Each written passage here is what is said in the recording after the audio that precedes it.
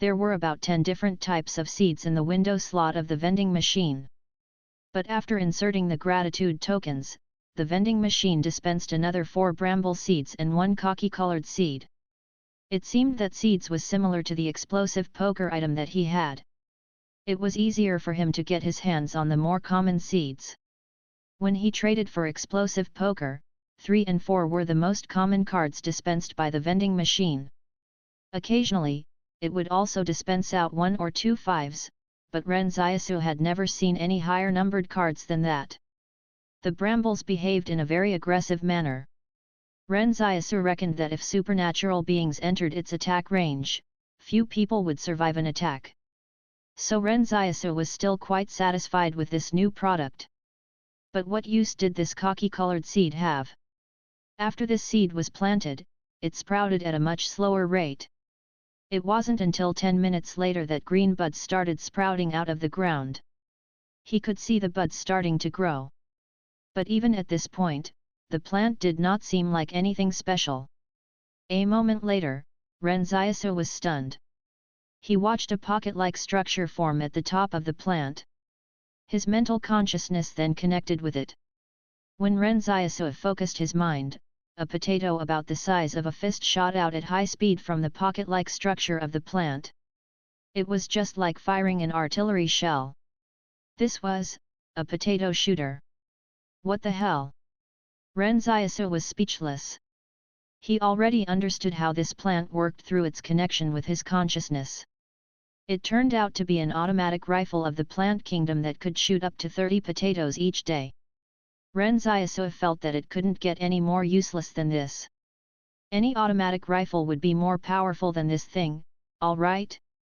Guns could not only shoot faster, they were also more lethal than this. It seemed like other than being automatically alert to its surroundings, there was nothing else good about it. Moreover, wouldn't it be a waste to spit out all those potatoes? They were food after all. Ren Xiaosu suddenly looked at the potato shooter. Spit out the potatoes for me. The potato shooter spat out the remaining 29 potatoes that it had stored underground. Ren Xiaosu smacked his lips. High-speed food production, that's pretty useful. We can have potatoes for dinner tonight. Even the palace did not expect Ren Xiaosu to use an offensive plant like this as a food crop. But all of a sudden, he heard the crunching of snow coming from across the way.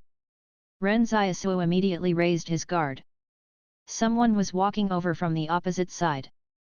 Currently, the rest of the Li Consortium's regular forces were garrisoned at the front line at Mt Fenji. What regular force would venture out into these mountains for no apparent reason? Everyone would travel by the main roads, and only special forces like the Divine Arms Battalion would trek through mountains and rivers. Could they be from the Divine Arms Battalion as well? But they were not moving in the same direction. If so, they must be enemies. Ren Xiaosu quietly withdrew. When he stepped on the snowy ground, he used the tiptoes so he would not make a sound. He retreated to a distance far away and hid behind a large tree. There shouldn't be that many enemy troops and they were most probably just a scouting party. The only thing he did not know was whether they were from the Qing Consortium or the Yang Consortium. He saw 30 people walking cautiously in the snow in a long single file. They had people taking turns to forge a path in the snow as they moved along like wolves. Ren Xiaosu waited for them to enter the range of the brambles. This way he could also observe how the plant actually worked. But the enemy was pretty astute too. The snowfall was not heavy enough to conceal Ren Xiaosu's footprints in the time it took for him to hide.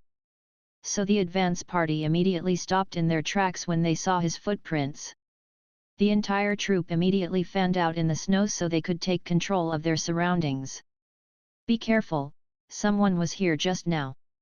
Judging by the tracks in the snow, they must have decided to leave after hearing our footsteps. Did our plan get leaked? I'm not sure, but look for the Tango's trail. It should only be one person.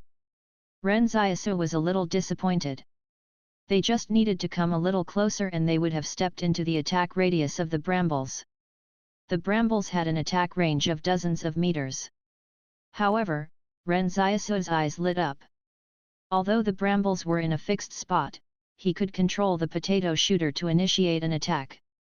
Ren Xiaosu focused his mind and controlled the potato shooter to attack in an attempt to test its power, but he found it did not respond to him. Was this a fucking fake? Why wasn't it shooting any potatoes? Oh wait, he had already taken all the potatoes and put them into his backpack. So it wasn't the potato shooter that was to blame. Ren Xiaosu was certain by now that these were the combat troops of the Qing Consortium after watching them from afar. Although he was on familiar terms with Fatty Luo, neither of them would hold back if they bumped into each other on the battlefield. War is war. Furthermore, weren't Qing Zhen and Luo Lan under house arrest now? So these soldiers wouldn't have anything to do with them, right? Suddenly, the Qing Consortium's combat troops switched on the flashlights attached to their automatic rifles. With the light illuminating the snow, they followed Ren Xiaosu's footprints and locked onto a large tree he was taking cover behind. In the deep snow, there was no way of hiding those footprints. Unless Ren Xiaosu could fly. To be honest, Ren Xiaosu did not expect the Qing Consortium's troops to be so careful and vigilant. The Qing Consortium's troops looked at one another and said, "Affirmative, it's only one person. Don't let him escape in case he exposes our whereabouts by reporting it," the platoon commander said calmly. As long as they were certain it was only one person, it would be easy to handle. Don't shoot yet. There might be troops nearby. This isn't a place where refugees would appear. It could be a nano-soldier from the Divine Arms Battalion that we're facing. The Qing Consortium's combat troops carefully analyzed Ren Xiaosu's possible identity and motives in order to determine their next course of action. They only came here after receiving intel that suggested the Divine Arms Battalion had disappeared shortly after setting off for this location. They expected the enemy would appear in these forested mountains. As they discussed, someone attached a silencer to their muzzle. As the advance party, they couldn't alert their enemies. The battle would have to be fought quickly in secret. Advance. The platoon commander said, "Adopt offensive approach formation." Under normal circumstances, the advance guard would generally only adopt 3 types of battle formations. One was the basic approach formation where the entire platoon would stand in a straight line with the lead person holding his gun up at full alert and aiming ahead, while the rest of the rear platoon members would keep their guards up and point their guns at the left and right flanks. The other was the defensive approach formation where one combatant would guard the platoon's rear by aiming their rifle in the opposite direction of advance. Meanwhile, the offensive approach formation would have all the members advance in a staggered manner where the first, second, and third combatants would be at full alert and aim ahead. The second and third members would stand at staggered positions to the left and right rear behind the first member to provide covering fire. Zhang Wu's students would definitely be more than willing to help him, but the key thing was that the 8 of them were intellectuals and they might not even know how to hold a rifle. As for a group like the private troops, how could he possibly count on those incompetent people? But what Ren Xiaosu was waiting for was for the Qing Consortium's troops to come a little closer. When the Qing Consortium's combat troops stepped into the range of the brambles, Ren Xiaosu was not in a hurry to make the vines attack. Instead, he waited quietly for this entire platoon to get into range. Other than the spot Ren Xiaosu had dug up for the seed to sprout, the rest of the vines were concealed under the thick snow. Just as the Qing Consortium's troops entered the attack radius, someone realized something was wrong. "Hang on, it feels like we're stepping on something." Someone crouched down and cleared away the snow to reveal the brambles on the ground. "These crimson brambles look a little strange. I've never seen a plant like it before. Strange plants like this one are increasing by the day, so nothing is surprising about them. Don't tell me they can even attack people," a soldier said as he cast a glance at it before resuming his watch on the surroundings. However, the platoon commander frowned. "There's something odd about this. Don't move any further. We're withdrawing." Ren Xiaosu was surprised while hiding behind a tree that was a few dozen meters away. He did not expect the Qing Consortium troops to be so careful. Weren't they being overly cautious? Weren't they just some plants found in the wilderness? What are y'all so afraid of? Ren Xiaosu found it a little pitiful. The enemies had presented themselves to him, yet he did not even manage to kill a single one of them. But what Ren Xiaosu didn't know was that these were the elite troops sent by Qing Yun to intercept the Divine Arms Battalion, and that they were also very well known throughout the entire Qing consortium. These were just the scouting party, while the main force behind them were currently reorganizing. How could a fighting force confident enough to inflict heavy damage upon the Divine Arms nano-soldiers fall for a trap so easily? If he had not incapacitated the potato shooter, he could have tested its capabilities. The commander of the platoon suddenly said, "Friend, are you part of the Li Consortium's troops?" When Ren Xiaosu heard this voice, he was stunned. Tang Zhou. The platoon commander was stunned as well. Ren Xiaosu. If there had been no interaction, then so be it. But now that the enemy had said something, it turned out to be someone he knew. Previously, Tang Zhou had sent Qing Zhen and Luolan back to Stronghold 111 with the off-road vehicle. As soon as they got back there, Qing Zhen and Luolan were placed under house arrest by the board. Meanwhile, Tang Zhou was deployed to the front-line troops, where he reported directly to the forward operating base at MT Dapping. After he was reassigned to work under Qing Yun's troops, Qing Yun knew he still remained loyal to Luolan. So Qing Yun demoted him from the rank of captain to platoon commander and sent him to this elite force as a scout. Many of the soldiers in this force used to be under Qing Zhen's command. Qing Yun had sent them here on the pretext of intercepting the Divine Arms Battalion, but how were they supposed to retreat from this place after successfully intercepting the Divine Arms Battalion? Importantly, the Li Consortium had stationed their combat troops at the front lines of MT Fenji, MT Shuanglong, and MT Tantu. Once the Divine Arms Battalion got involved in a battle there, the entire Li Consortium would launch an unbridled counterattack on these troops of the Qing Consortium. Even if they ended up becoming heroes in the Qing Consortium's history books, they definitely wouldn't walk out of this mountain range alive. So Qing Zhen immediately sent Qing Yun's trusted troops to negotiate with the Li Consortium after seizing command from him. What everyone was doing was essentially the same thing, removing dissidents from around them. It was not to say that it was a cruel thing to do, but that war itself was very cruel anyway. If they could not maintain control of their leadership over the military, they could not win the war. At this moment, Tang Zhou was still unaware that Qing Zhen had seized command of the military. When they were sent out here, Qing Yun did not even equip them with satellite phones or radio sets for communicating with headquarters. That was why when Qing Zhen asked if he could recall this platoon, the second-in-command had said, "It's too late." Ren Xiaosu and Tang Zhou were on pretty good terms when they were still at Stronghold 109, and Tang Zhou also helped them out a lot. Since it was Tang Zhou who was here, this created an immediate opportunity for negotiations to ease the current situation. Earlier, Ren Xiaosu was wondering why this platoon was so difficult to deal with. Just a few brambles on the ground was all it took to attract their attention. Now that he realized they were Luolan and Qing Zhen's troops, he suddenly felt enlightened. In his opinion, the men under Qing Zhen and Luolan were all elite soldiers with no cowards among them. Ren Xiaosu shouted, "Come over here alone, let's talk." He wasn't willing to go over. After all, Tang Zhou was not the only person on their side. What if the others decided to shoot at him indiscriminately?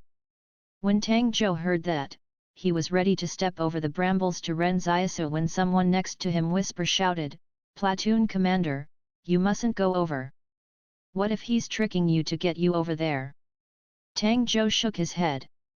"Don't worry, we're old friends." "Even old friends can change," someone reminded him anxiously. "Don't believe him so easily."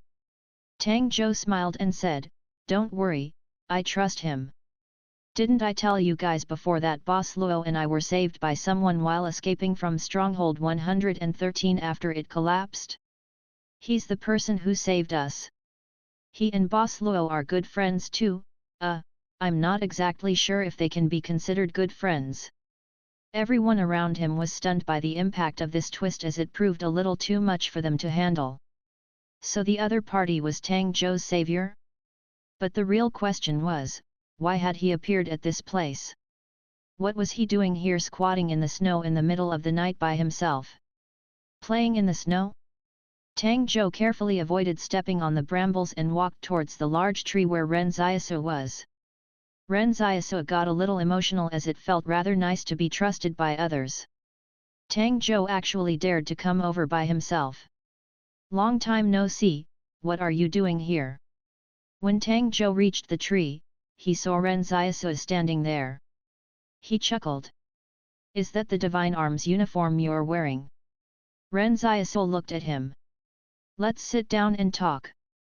Tang Zhou and Ren Xiaosu sat down cross-legged on the snow. Tang Zhou placed his rifle aside and said, does this mean you've joined the Li Consortium? Join them? My ass. Ren Xiaosu said, I fled with the escapees from Stronghold 109 and ended up getting conscripted into their military. Ha ha ha, Tang Zhou laughed. But you're not yet as miserable as me. I've been sent here to die. Sent here to die? Ren Xiaosu wondered, what do you mean? Currently, someone called Qing Yun is in charge of our military forces. Mr. Qing Zhen and Boss Luo have been placed under house arrest at the villa in Stronghold 111 and are stuck there for the time being. I was immediately demoted after transferring to Qing Yun's forces, and he also placed many of Mr. Qing Zhen's former men in the force and made us come to intercept your Divine Arms battalion. Ren Xiaosu reacted with a strange expression. Then y'all are heading in the wrong direction.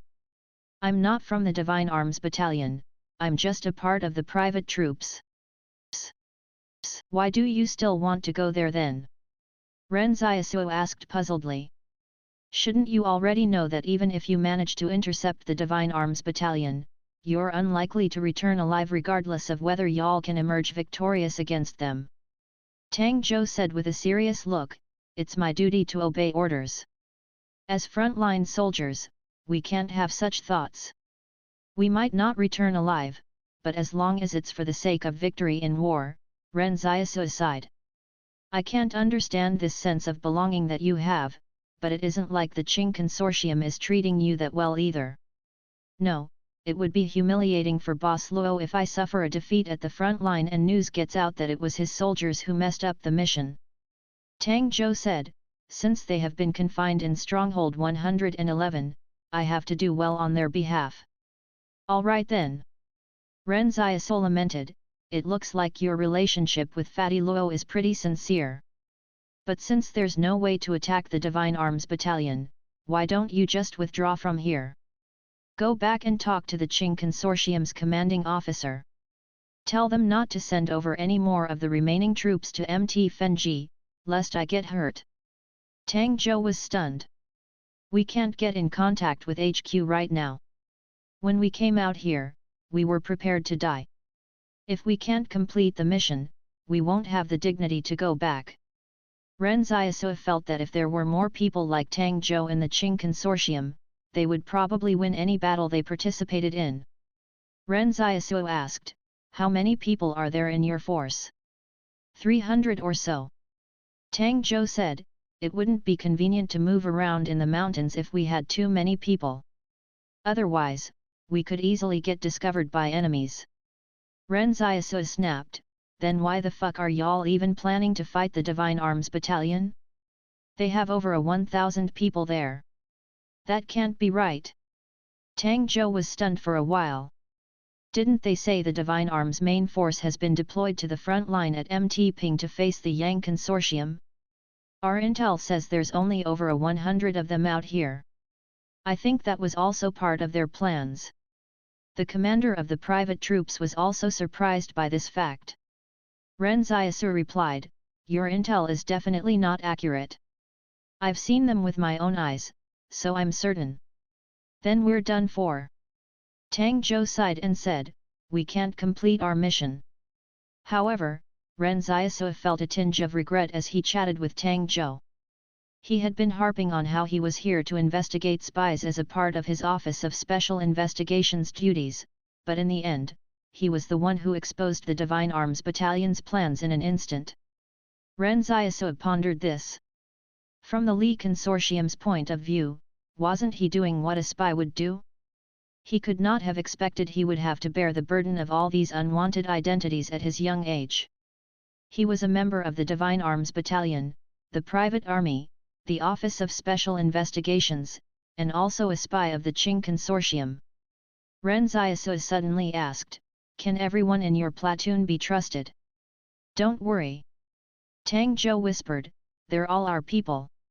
It's not only this platoon, but all of the elite troops who are on our side, other than the commander, second in command, and a few of their men. Besides, the commander was also sent here just because Qing Yun doesn't like him." Our people was probably referring to those who were loyal to Qing Zhen and Luo Lan. Ren Xiaosu said, "Why don't we do it this way? Y'all wait and take cover here in the mountains. I'll lead some of the Li Consortium's troops over when I encounter those who I think you might be capable of defeating." Tang Zhou's eyes lit up. "You can do that." Currently, Ren Xiaosu's plan was to see whether the Divine Arms Battalion could be beaten to retreat from the main battlefield to reorganize if the Qing Consortium knew their whereabouts. If the Divine Arms Battalion's numbers were abruptly reduced after suffering heavy casualties, he could have a chance at collecting their nanomachines. Ren Xiaosu looked at Tang Zhou. "If you have a satellite phone, can you get in touch with HQ and relay the intel?" Tang Zhou hesitated for a moment before saying, "Yes, but we don't have one." Ren Xiaosu smiled and said, "That's fine, I have one." To be exact, Ren Xiaosu was not saying that he had one, but that the 5 officers from the Divine Arms Battalion had one. Ren Xiaosu felt that he was really going further and further down the path of colluding with the enemy this time. At night, it was quite lively at the private troops' campsite. Li Qingzheng and the others took quite a bit of effort to start the campfire. Although a lot of smoke was produced at the beginning, it was nothing compared to keeping themselves warm. If no one started a campfire, the entire campsite would have just gotten through the night as it was. But after Li Qingzheng and company set up a campfire, the others got so envious they also went to build one. Suddenly, the entire campsite began to light up. Not only could they keep themselves warm with the campfire, but they were also able to roast the buns they had brought with them. If they still continued to eat their food cold in this sort of weather, it would really make them feel cold on both the inside and outside. When Ren Xiaosu returned, Li Qingzheng and the others were chatting by the campfire. Li Qingzhen's first reaction when he saw Ren Xiaosu was to ask, "Xiaosu, where's the wild boar? You didn't manage to catch it." Wild boar. Ren Xiaosu then recalled the reason he had given Chen Wudi. "Oh, right, I didn't manage to catch it. It was too fast and I didn't want to venture out too far. Here, have a bite." Li Qingzheng handed Ren Xiaosu a burnt bun and said, "Earlier on, the people from Divine Arms said we'll be setting up camp here. We'll resume our journey northwards to Mt Fenji after the snow stops falling." "Okay," Ren Xiaosu acknowledged absent-mindedly. The thing going through his mind right now was how to get his hands on the satellite phone from the Divine Arms Battalion. It wouldn't be easy to obtain it from them. The Divine Arms soldiers kept the satellite phone close to them and never let it out of their sights. It looked like there was no other choice but to kill these officers of the Divine Arms Battalion. It wouldn't be a bad solution since he had been eyeing the nanomachines in their bodies for some time now. Moreover, Ren Xiaosu felt these regular troops of the Divine Arms Battalion would have more nanomachines in them than Lin Qi Group. Suddenly, Ren Xiaosu called some of Zhang Wu's students over to the side and asked, "What have y'all been studying recently? Have you learned anything related to mechanics? If and I'm just saying if y'all are required to design some simple armor, could you do it?" Ren Xiaosu disliked the idea of having nanomachines inside his body to support himself like the Divine Arms soldiers did. His own body was strong enough, but he lacked a defense system. So he only used the nanomachines in his body to form a simple armor that covered his body. There were no complexities he adopted for the structure of the armor. But now Ren Xiaosu was wondering if he should start relying on the power of knowledge. Didn't Zhang Jinglin always used to say that knowledge could change one's fate? The student named Wang Yuji gave it some thought before saying, "It's a little beyond what we know since it could involve mechanical belt drives, screw drives, chain drives, worm drives, hydraulic drives, pneumatic drives." "Don't tell me what I can't understand," interrupted Ren Xiaosu. "All I'm asking is whether y'all know or not." Wang Yuji said calmly, "Yes. But, monitor, I don't really understand you. Why do you want such a thing?" Wang Yuji raised his doubts. "First, we don't have the materials. Second, the power source of this armor." Ren Xiaosu gave another wave of his hand. "Don't worry about that. We'll definitely have it." Ren Xiaosu knew very well that the problems raised by Wang Yuji were actually solvable with the use of the nanomachines. However, he could not tell Wang Yuji the truth as of yet. Wang Yuji and the other students just stared dumbfoundedly at Ren Xiaosu. Forget it, there was no need to explain any further. The students could guess their class monitor had probably discovered something good again. Was he going to take advantage of someone again? When Ren Xiaosu looked at the nearby officers of the Divine Arms Battalion again, it felt as though he was looking at his brand new armor. Ren Xiaosu had already come up with a new plan. If Tang Zhou could relay the news back successfully, there would only be a few routes from the main battlefield that the Divine Arms Battalion could retreat by. He would need to figure out the situation in these coming days before making his move so that he could successfully collect enough nanomachines for his armor. But he wondered how strong Tang Zhou and his men's combat capabilities were. They shouldn't be too weak, right? The heavy snow had been falling non-stop in the forested mountains. It wasn't only snowing on the Li Consortium's side, all three organizations were stranded in their various battlefields by the heavy snowfall. As the roads were blocked by the deep snow, no vehicles could pass through. In some places, the snow even reached crotch level on the soldiers. It was impossible to fight a war in these conditions. The snow was the true weapon of mass destruction here. The impasse on the battlefield that had been like the hot barrel of a just-fired machine gun was suddenly cooled down by the snow. Ren Xiaosu and everyone else at the campsite were taking shelter in their tents. No one was willing to go outside to make a trail in the snow, not even the Divine Arms officers. Ren Xiaosu was the only person who went out every night until the morning when he came back to sleep. While he slept, Chen Wudi would keep watch by his side. No one was able to get close to him. Over the past few days, many people eat all their rations of buns. Meanwhile, Ren Xiaosu would return carrying a lot of potatoes with him every day. He would bring back 28 or 29 potatoes each time. In any case, their group would definitely have something to eat every day. However, no one knew where Ren Xiaosu had dug the potatoes up from. As a matter of fact, their platoon did not seem like they had ever lacked any food. When Ren Xiaosu woke up, Li Qingzheng asked curiously, "Xiaosu, what have you been busy with for the past few days? Why are you always going out when evening comes?" Ren Xiaosu said tiredly, "I've been digging for potatoes for y'all. We can't just rest on our laurels, now can we?"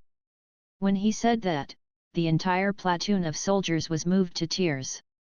"Platoon commander, you are such a good person." "Thank you, platoon commander." As Ren Xiaosu watched his number of gratitude tokens increase again, he knew he was getting closer to unlocking his new weapon.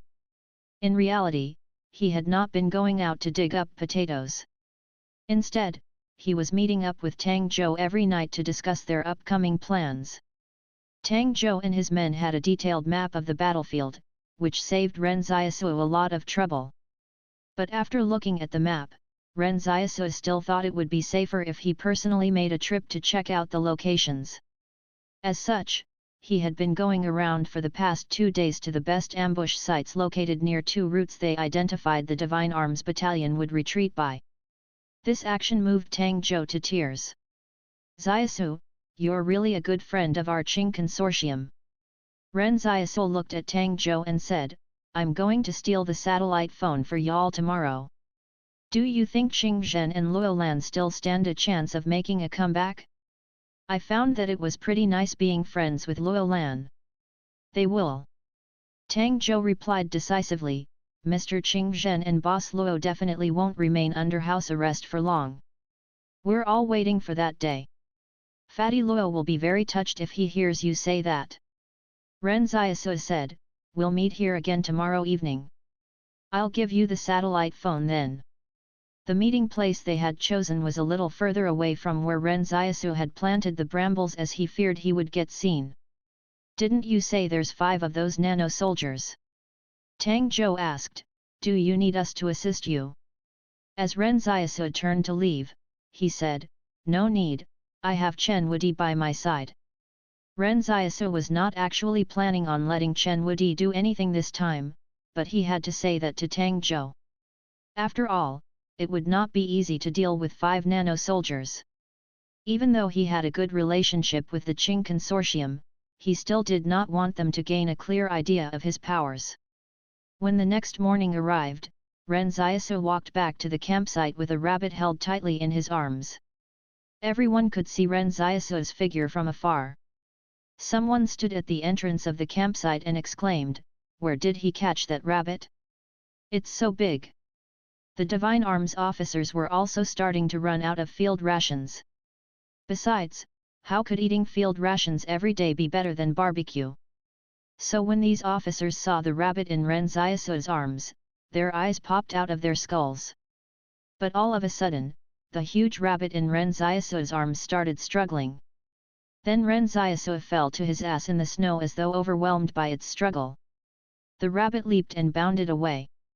A Divine Arms officer said anxiously, why didn't you hold it more tightly? Ren Xiaosu anxiously said, chase after it, quick. If you don't, I'll have caught it in vain. When the 5 officers of the Divine Arms Battalion heard that, they didn't think too much and just activated the nanomachines in their bodies. Their explosive speed was even faster than that of the rabbit. Ren Xiaosu watched from behind with eyes narrowed. These troops truly had more nanomachines in their bodies, judging by the fact that Lin Qi could not even reach such a speed. A large group of people at the campsite pursued in the direction of the fleeing rabbit against the falling snow. But at this moment, a surprising turn of events took place. They saw a big, red net of brambles suddenly enclosing on the spot where the 5 officers were standing and trapping them. The thorns of the brambles immediately pierced their skin. But more terrifying was the officers seemingly having their blood sucked out by the thorns into the vines. The officers of the Divine Arms Battalion gave their all and tore through the red net. The 5 of them fell out of it and gasped violently for air. But before they could recover from their shock, another wave of crimson vines on the ground attacked. There was seemingly no end to the number of crimson vines. All of those who were following in pursuit behind them retreated in fright when they saw this terrifying sight. Only Ren Xiaosu knew that these brambles were not as strong as they looked. Although they were weakening the Divine Arms officers by drawing out their blood, they didn't have an infinite number of branches. At this moment, one of the brambles had all of its branches completely torn away. However, Ren Xiaosu had planted 4 seeds all in the same location just for assurance. When the officers of the Divine Arms Battalion felt their strength getting sapped, they shouted to the private soldiers, "Come and save us!" But how would a mob like the private troops be willing to go forward to help? It was more likely they would run away than help. When Ren Xiaosu saw this, he heaved a sigh of relief. He was most worried that some of the private troops would go and attempt to save them.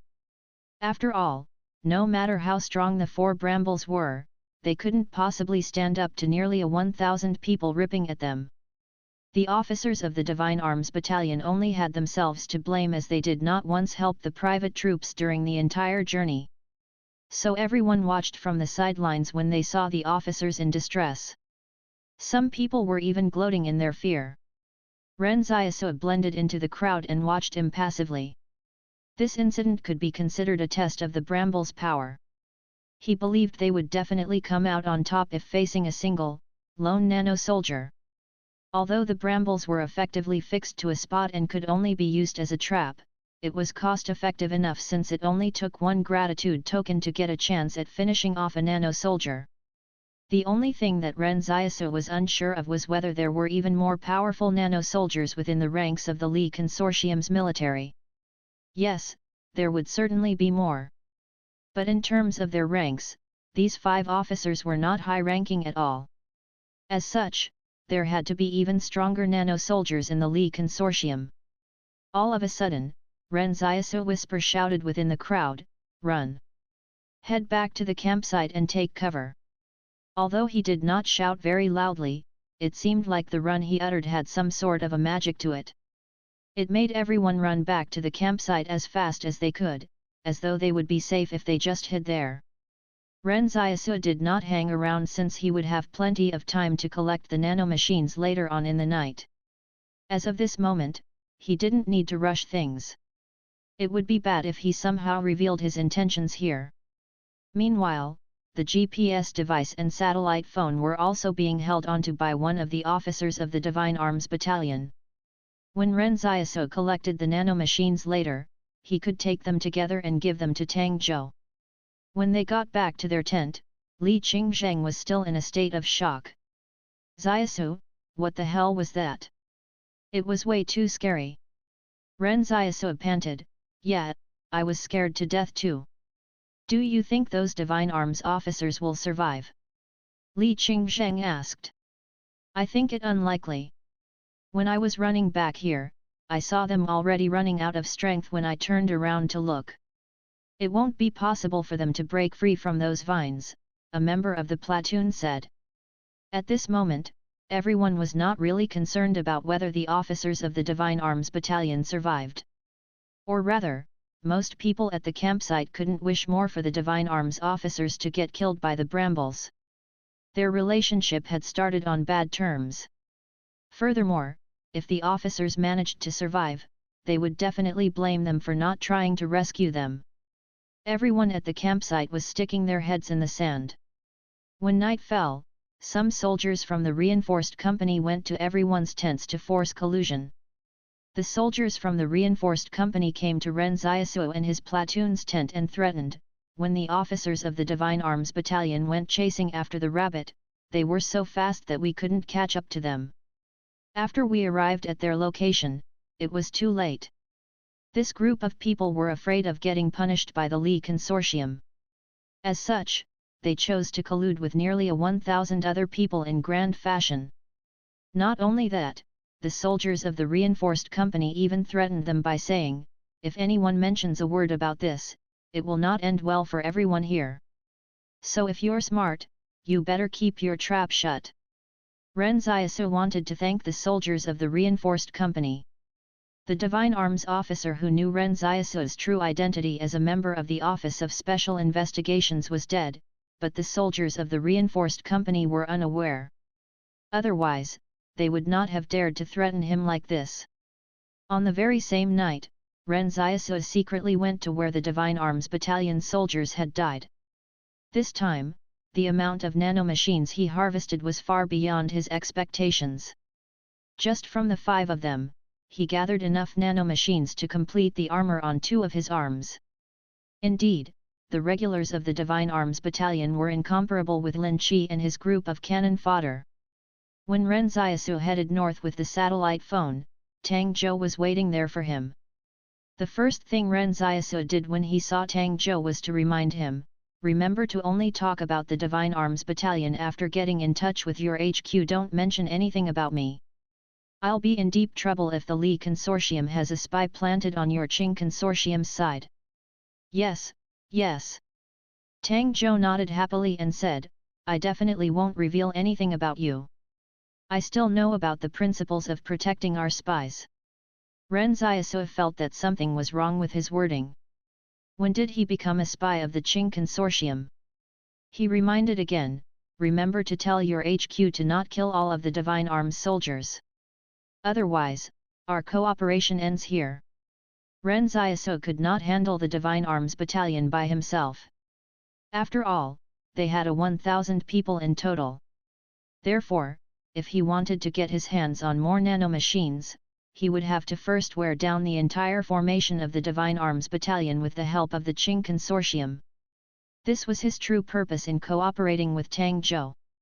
As for whether they could continue cooperating in the future, that would have to depend on whether the cooperation with the Qing Consortium goes well this time. At this moment, Tang Zhou said with some hesitation, "You know that I was banished out here, so Qing Yun might not listen to me. He would wish for nothing more than to kill the entire Divine Arms Battalion, since that would bring him great honors. It's a good opportunity for him to establish his credibility in the military. Then can we lie to him a little?" Ren Xiaosu asked, "Can't we just tell him that there are only 100 people in the Divine Arms Battalion?" Tang Zhou shook his head and said, "If I said it in that manner, there would be Qing Consortium soldiers who would die for nothing. Those soldiers are innocent. And if Boss Luo and Mr. Qing Zhen learn it of this, they certainly wouldn't spare me." Ren Xiaosu pondered this before saying, "Or you can just tell me where the Divine Arms Battalion will meet their end in battle." Tang Zhou was stunned. "Why do you want to know?" Ren Xiaosu thought for a moment and said, "As comrades, I would like to mourn their deaths." Tang Zhou was speechless. What nonsense was this? Mourning for his comrades after sending them to their deaths? Tang Zhou was not convinced by what Ren Xiaosu just said at all. He was not stupid. But this was exactly what Ren Xiaosu wanted, so it would be more convenient for him to act alone. When Ren Xiaosu went out to meet Tang Zhou the next night, Tang Zhou said ecstatically the moment they met, "Boss Luo and Mr. Qing Zhen have succeeded in seizing command of the military. They're the ones calling the shots in the military now." Ren Xiaosu wondered, "Didn't you say they were under house arrest at Stronghold 111? "It's like this," Tang Zhou explained, "Boss Luo and Mr. Qing Zhen were sent to serve as military advisors. When they got there, they killed Qing Yun, and Mr. Qing Zhen took over as commanding officer of the Qing Consortium's military on the front lines." Ren Xiaosu was taken aback. "That can happen? Is no one going to oppose them? If they send someone else to replace Qing Yun at this time, the Qing Consortium would probably not be able to take part in the war anymore," Tang Zhou analyzed. "If the Yang Consortium and the Li Consortium take advantage of the situation, the entire Qing Consortium will be in grave danger." All right then. Ren Xiaosu believed Qing Zhen had probably been eyeing this opportunity before he dared to act so recklessly. But still, Qing Zhen was really ruthless. Tang Zhou said, "Mr. Qing Zhen agreed to cooperate with you. Their fighting forces have already gone on ahead to the ambush location to wait for the arrival of the Divine Arms Battalion. Furthermore, Mr. Qing Zhen has expressed that he will not wipe out the Divine Arms Battalion as agreed and hopes that our cooperation will proceed smoothly." Ren Xiaosu nodded. Qing Zhen was quite a dependable person. At least he was better than that Qing Yun Tang Zhou had mentioned. However, Ren Xiaosu said, "Don't just tell me all that. Shouldn't the Qing Consortium be promising me something more practical?" Tang Zhou was stunned for a moment. "I didn't bring that up, but I can tell Mr. Qing Zhen about it. He's never been petty about such things before." "That's more like it." Ren Xiaosu broke into a smile. But Tang Zhou asked in wonder, "Why are you stopping us from killing everyone in the Divine Arms Battalion? After all, there shouldn't be much of a relationship between you and them since you were conscripted into their military." Ren Xiaosu patiently explained, "I want to help the Yang Consortium collect some samples of the Li Consortium's nanomachines." Tang Zhou seemed to figure something out and smiled ambiguously. "Oh, I see. When I left Stronghold 109, I felt like there was something special between you and Yang Xiaojun. She even carried you on her back then. Say, why didn't you go to the Yang Consortium then? Although you were conscripted, there should have been opportunities for you to leave. Our intel tells us the Li Consortium does not enforce strict controls at the beginning." Ren Xiaosu did not explain much and let Tang Zhou assume whatever he wanted. Tang Zhou would never figure out that the reason he did not go to Stronghold 88 was because he did not know where it was. The next day, the expected time of the Divine Arms Battalion's surprise raid against the Qing Consortium was coming. Although the roads had been sealed off by the heavy snow, the Divine Arms Battalion was still pushing on with their journey. In the eyes of the Divine Arms Battalion, their purpose here was to sneak attack their enemies. People outside did not know how mobile the Divine Arms Battalion was, nor how their soldiers' physical fitness was greatly enhanced with the use of nanomachines. Therefore, if no one expected them to be able to continue trekking in the heavy snowfall, it would be their best opportunity to strike. The Divine Arms Battalion's major looked at his GPS as he led his troops in forging a path in the snow. He said, "We'll be arriving at the Qing Consortium's logistics base in half a day. I want everyone to be extremely careful. After we destroy the Qing Consortium's baggage train, we'll evacuate from there immediately. We'll then wait for our nanomachines to recharge before we launch another surprise attack on their other forces." But as he finished, a loud explosion boomed in the distance. After getting stunned for a moment, the Divine Arms Battalion's major shouted, "Retreat! Avoid the arty fire!" The major of the Divine Arms Battalion had immense amounts of combat experience. In an instant, he realized they had been ambushed by the Qing Consortium and that the loud explosion was from the Qing Consortium's artillery fire. The first thing he shouted was for his troops to retreat, not throw themselves prone, because the Divine Arms Battalion was an ultra-mobile force. If they retreated immediately, they would still have a chance to outrun the range of the artillery fire. But if they went prone here, only death awaited them. Since the Qing Consortium had come prepared, could they escape these attacks by just going prone? But still, his words were too late. They could hear the faraway artillery fire crackling like firecrackers followed by successive explosions within the forested mountain. The snowy ground around the Divine Arms troops was breaking apart as artillery shells plowed down on them. Qing Zhen wasn't planning on giving them a chance to get close. The Divine Arms soldiers traveled within the forested mountains at high speed. Some of them were even quick enough to avoid getting caught in the trajectory of the artillery shells and got clear of the maximum kill radius of howitzers. But the barrage of artillery fire was too numerous. With just a single volley of artillery fire, more than half of the Divine Arms soldiers got killed or wounded. Even if they had the nanomachines, it didn't mean they could withstand shelling. When a 120 mm He shell containing 3.5 kg of TNT was launched out of a howitzer, it could wipe out all life within a 4-meter radius in a flash. In addition, all of the Divine Arms soldiers within a 25-meter radius of an artillery shell's landing spot would get hit by a huge blast wave and shrapnel, resulting in an effective kill zone. The gods had never once bestowed weapons on humans, but humans still forged their own sword that could even kill gods. Fortunately for the Divine Arms Major, he did not die from the bombardment. But all he felt was despair. No matter how well trained they were, they still could not match the Qing Consortium's preparedness in this battle. But the Divine Arms Major could not understand why the Qing Consortium would be waiting here in ambush. They had been very cautious in their movements. At the start, they pretended they were heading for the Yang Consortium's front line before secretly rerouting to here. They even swapped their uniforms and vehicles with the private troops. After changing their identities, they had not met any friendly forces, but disaster still struck in the end. Just how was the news leaked? Seeing that fewer and fewer soldiers were still alive around him, the Divine Arms Major knew they were done for. Even his status as a family member of the Li Consortium would not protect him from punishment for losing this battle. At this moment, Qing Zhen was standing in front of the Qing Consortium's defensive line and looking calmly in the direction of the Divine Arms Battalion. He put up his hand. "All right, stop firing." The soldiers around him did not inquire why. At a time like this, they should have obviously been pursuing their enemies in victory.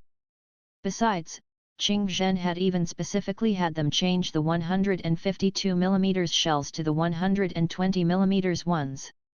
No matter how they looked at it, it seemed like he was showing mercy to their enemies. However, the soldiers under Qing Zhen's command would never doubt his decisions. But nobody understood how Qing Zhen had managed to find out the Divine Arms Battalion would be coming here. Could it be that Qing Zhen's moles had already infiltrated deep into the Li Consortium? He even knew the whereabouts of the most mysterious Divine Arms Battalion? That was too terrifying. Suddenly, Qing Zhen laughed and said, "I think the Li Consortium has not fought a war for too long. They don't even know how to take advantage of the good weapon they have in their hands. Even when dealt good cards, they all go to waste in their hands." Next to him, Qing Zhen's trusted aide asked, "Do you mean the nano-soldiers shouldn't be deployed in such a fashion?" Qing Zhen said, "If these nano-soldiers were commanded by me, I would deploy each platoon separately to infiltrate through the forested mountains. They only need the intel supplied by personnel planted within the Li Consortium to easily coordinate a decapitation strike." His aide nodded and said, "I see. Sir, you are indeed wise." Qing Zhen looked at him calmly. "I'm not telling you this so you can suck up to me but to arrange for more people to protect me." Ah! The aide was taken aback and could not understand why Qing Zhen was saying this. Qing Zhen sighed and said, "The Yang Consortium's nano-soldiers might be arriving soon. They're much smarter than the Li Consortium, so we have to strengthen our defense forces immediately." Then Qing Zhen looked out into the distant snowy lands that had just been plowed by the artillery fire. He wondered, why is he everywhere? The soldiers around him were even more confused by this. Who was he referring to? The atmosphere in the Li Consortium's command center was extremely depressing. A middle-aged general sat at the end of the long table in the room with a somber and sullen expression. Although all the seats at the table were filled, no one was saying anything. "The Divine Arms Battalion has suffered a crushing defeat." The middle-aged general said, "All I want to know is why the Qing Consortium was aware of our Divine Arms Battalion's operations beforehand." Still, no one spoke. In reality, a lot of the others were also puzzled by this. The Divine Arms Battalion had to keep the command center updated every day of matters like their battle plans, execution and current location. Everything had been proceeding smoothly, but a disaster still happened when they got close to the Qing Consortium's territory.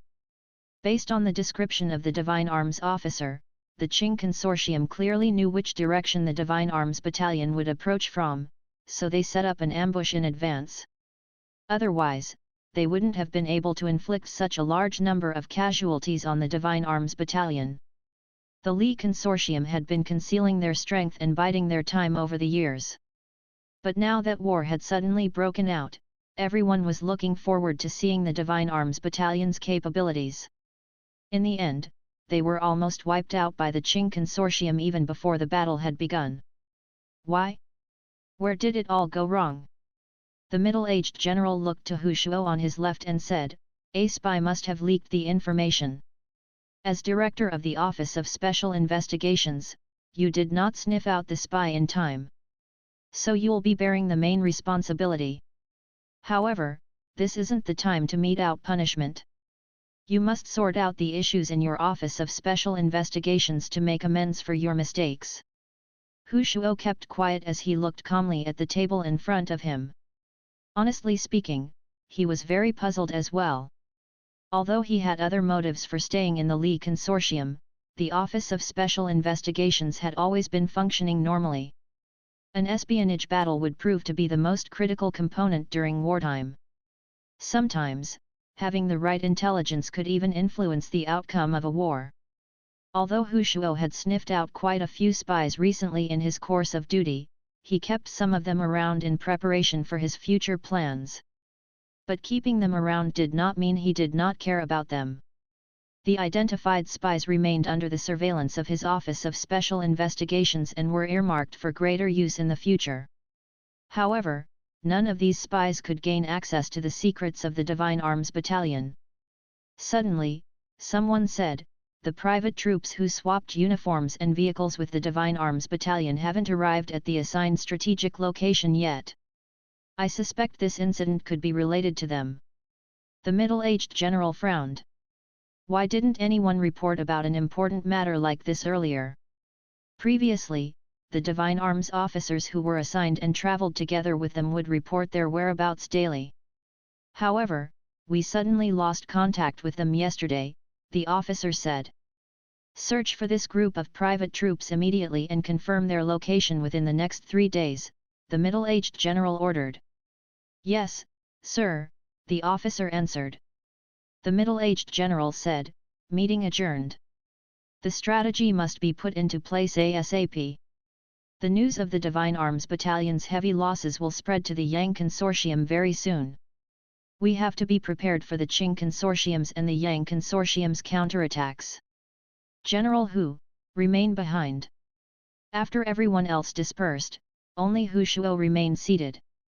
The middle-aged general said, the leaking of the Divine Arms Battalion's operations is of great importance. The spy is likely to hold a high rank within the organization, so I'll give you 3 days to find out who it is. Hu Shuo looked up and said, okay. The middle-aged general did not bring this up earlier because he suspected the spy was among those attending the meeting. The reason why he did not punish Hu Shuo was that, first, he was the director of the Office of Special Investigations and had been working for the Li Consortium for decades with few mistakes made, earning merit and toiling hard for the organization. Second, this war was intricately linked with Hu Shuo as well. If they replaced the director of the Office of Special Investigations at this time, chaos would probably be caused down the road. But the middle-aged general was probably not expecting that trouble would originate from Hu Shuo himself. 2 days later, Ren Xiaosu, the perpetrator of the Divine Arms Battalion's defeat, was hidden somewhere in an ambush in the snowy ground.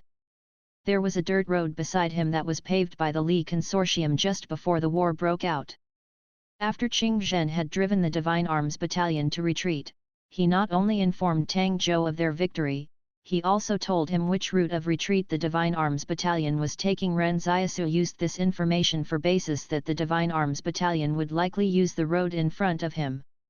As the Divine Arms Battalion had suffered heavy losses, they would definitely need to retreat to the forward operating base behind them to reorganize. That would then be a chance for Ren Xiaosu. He did not include Tang Zhou in his plan. On one hand, there were too many people on Tang Zhou's side and their presence would easily be sensed. On the other hand, Ren Xiaosu did not want Tang Zhou to know what actions he would take and his true reason for keeping some of the Divine Arms Battalion alive. Ren Xiaosu went through the plan in his mind. Since the Divine Arms Battalion was in such a pathetic state, the trump cards he left behind should be enough to deal with the remaining defeated soldiers, right? Suddenly, Ren Xiaosu heard the sound of footsteps on snow and got excited. Here they come! As Ren Xiaosu hid in the thick snow next to the road, he nearly stopped breathing. He left a tiny hole in the surface of the snow to observe the outside world. But a moment later when Ren Xiaosu saw the Divine Arms Battalion's soldiers, he was shocked.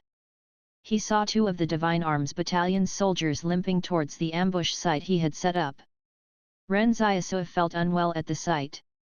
He had requested Qing Zhen leave some of the Divine Arms Battalion alive, but he only left 2 of them for him in the end. Ren Xiaosu was a little confused by this. Why didn't he just leave 1 soldier alive then? Was he purposely trying to gross him out? Ren Xiaosu had been lying in the snow for the past 2 days. Probably, few people in this world had as much resolve as him. But Ren Xiaosu realized this was what he had been waiting for after lying in the snow for the past 2 days. No, that can't be right. Ren Xiaosu thought that something else unexpected must have happened. Qing Zhen couldn't possibly have spared only 2 of the Divine Arms soldiers. As Ren Xiaosu watched the 2 nano-soldiers walking towards him, he was surprised to see them looking all out of sorts. This didn't make any sense. They were back in the farthest stretches of the Li Consortium's territory where different groups of Li Consortium troops were stationed every dozen or so kilometers apart. So the Divine Arms Battalion should not be this frightened when they had already made it back to here. Could they have encountered other enemies along the way? Wait a minute, could it be Li Shenton? Ren Xiaosu knew that Li Shenton had led an entire combat brigade and disappeared with them, and that he also held a grudge against the Li Consortium. He might have really led that combat brigade to the battlefield and slain the Divine Arms Battalion from the rear. The moment these two wounded soldiers of the Divine Arms Battalion walked onto the brambles, Ren Xiaosu wrapped the vines around them tightly. The two wounded soldiers of the Divine Arms Battalion were already severely injured and couldn't put up a fight. When Ren Xiaosu was sure that no one else was around, he jumped out of the snow. The two Divine Arms officers were shocked to see someone emerge from the snow. The terrifying brambles seemed to have been manipulated by someone. Ren Xiaosu did not kill them immediately but came up to them with a frown and asked, "Where's the rest of the Divine Arms Battalion?" One of the officers of the Divine Arms Battalion endured his pain and said through clenched teeth, "Who are you? Who on earth are you? Why are you wearing the uniform of our Divine Arms Battalion?" Ren Xiaosu glanced at the uniform he was wearing, then snapped, "Weren't y'all the ones who forced us to swap?" The two Divine Arms officers were stunned. What did he mean? Wait, they suddenly remembered this. So this young man standing before them was actually a soldier from the private army. But why was there someone hidden among the private troops who could control these terrifying plants? He had to be a spy. This young man had to be a spy. The two Divine Arms officers realized something. One of them roared, "The Qing Consortium only ambushed us because you revealed our whereabouts to them." "Ahem, what are you talking about? Why can't I understand what you're saying?" Ren Xiaosu asked, "Let me ask again, where's the rest of the Divine Arms? Were they attacked by a strange force? If no one wants to answer, I'll ask again later. They're about 20 kilometers behind us. If you have the balls, go and look for yourself," one of the Divine Arms officers said fiercely. Ren Xiaosu acknowledged them before decisively killing them with the brambles. He was rather suspicious about why these two men were acting alone. He would probably have to head further north before he could finally learn what had happened. He collected the nanomachines from the two men, looted the belongings in their pockets, and placed the rifles into his storage space. His storage space was emptier now after much of the food had been consumed during the time they were back at the outpost. However, Ren Xiaosu wasn't in a hurry to leave yet. He dug around in the snow for some time before he found the dozen or so playing cards he had hidden. He had thought that many of the Divine Arms Battalion's soldiers would pass by on this route, so he even resorted to using the explosive poker cards. But as it turned out, he had wasted all his efforts and also wasted quite a few gratitude tokens by planting more than 10 bramble seeds in the area. Although he could retrieve the explosive poker cards, he could not pull the brambles out of the ground after they had been planted. After Ren Xiaosu recollected all of his explosive poker cards, he headed north. He was still in the area of Mt Tantu and would reach the boundary of Mt Fenji by heading further north. Walking in the snow was not exactly difficult for him, but he had to be careful in case he revealed his presence. When Ren Xiaosu set off, it was morning. By the time he arrived at Mt Fenji, it was already afternoon. But soon after cresting a hill, Ren Xiaosu was stunned. He saw an officer of the Divine Arms Battalion lying on the ground in front of him. A large area of the snow was tainted pink by his blood. The blood did not look like it had flowed out of him but splattered instead. Ren Xiaosu finally understood the strangeness of this. As the Divine Arms officers were retreating, they encountered a sniper. Everyone else in the Divine Arms Battalion was dead except for the two he saw earlier.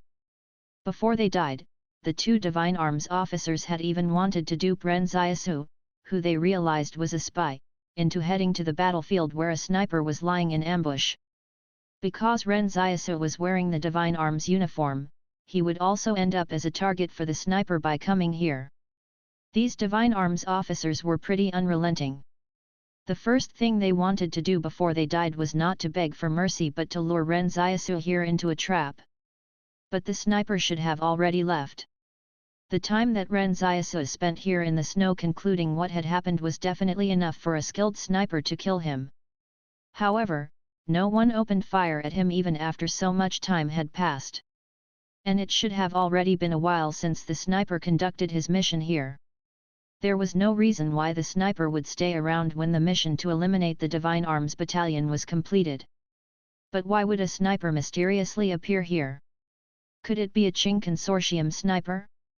No, it shouldn't be. The only Qing Consortium soldiers behind enemy lines were Tang Zhou and his men, which Tang Zhou had confirmed. Then who else could it be? The Yang Consortium. Ren Xiaosu searched around in the snow for some time, but he was a little disappointed when he found the sniper's bullet. It wasn't the silver-grey bullet the saboteurs used. This bullet also did not have the special pattern engraved on it that the saboteurs carried around.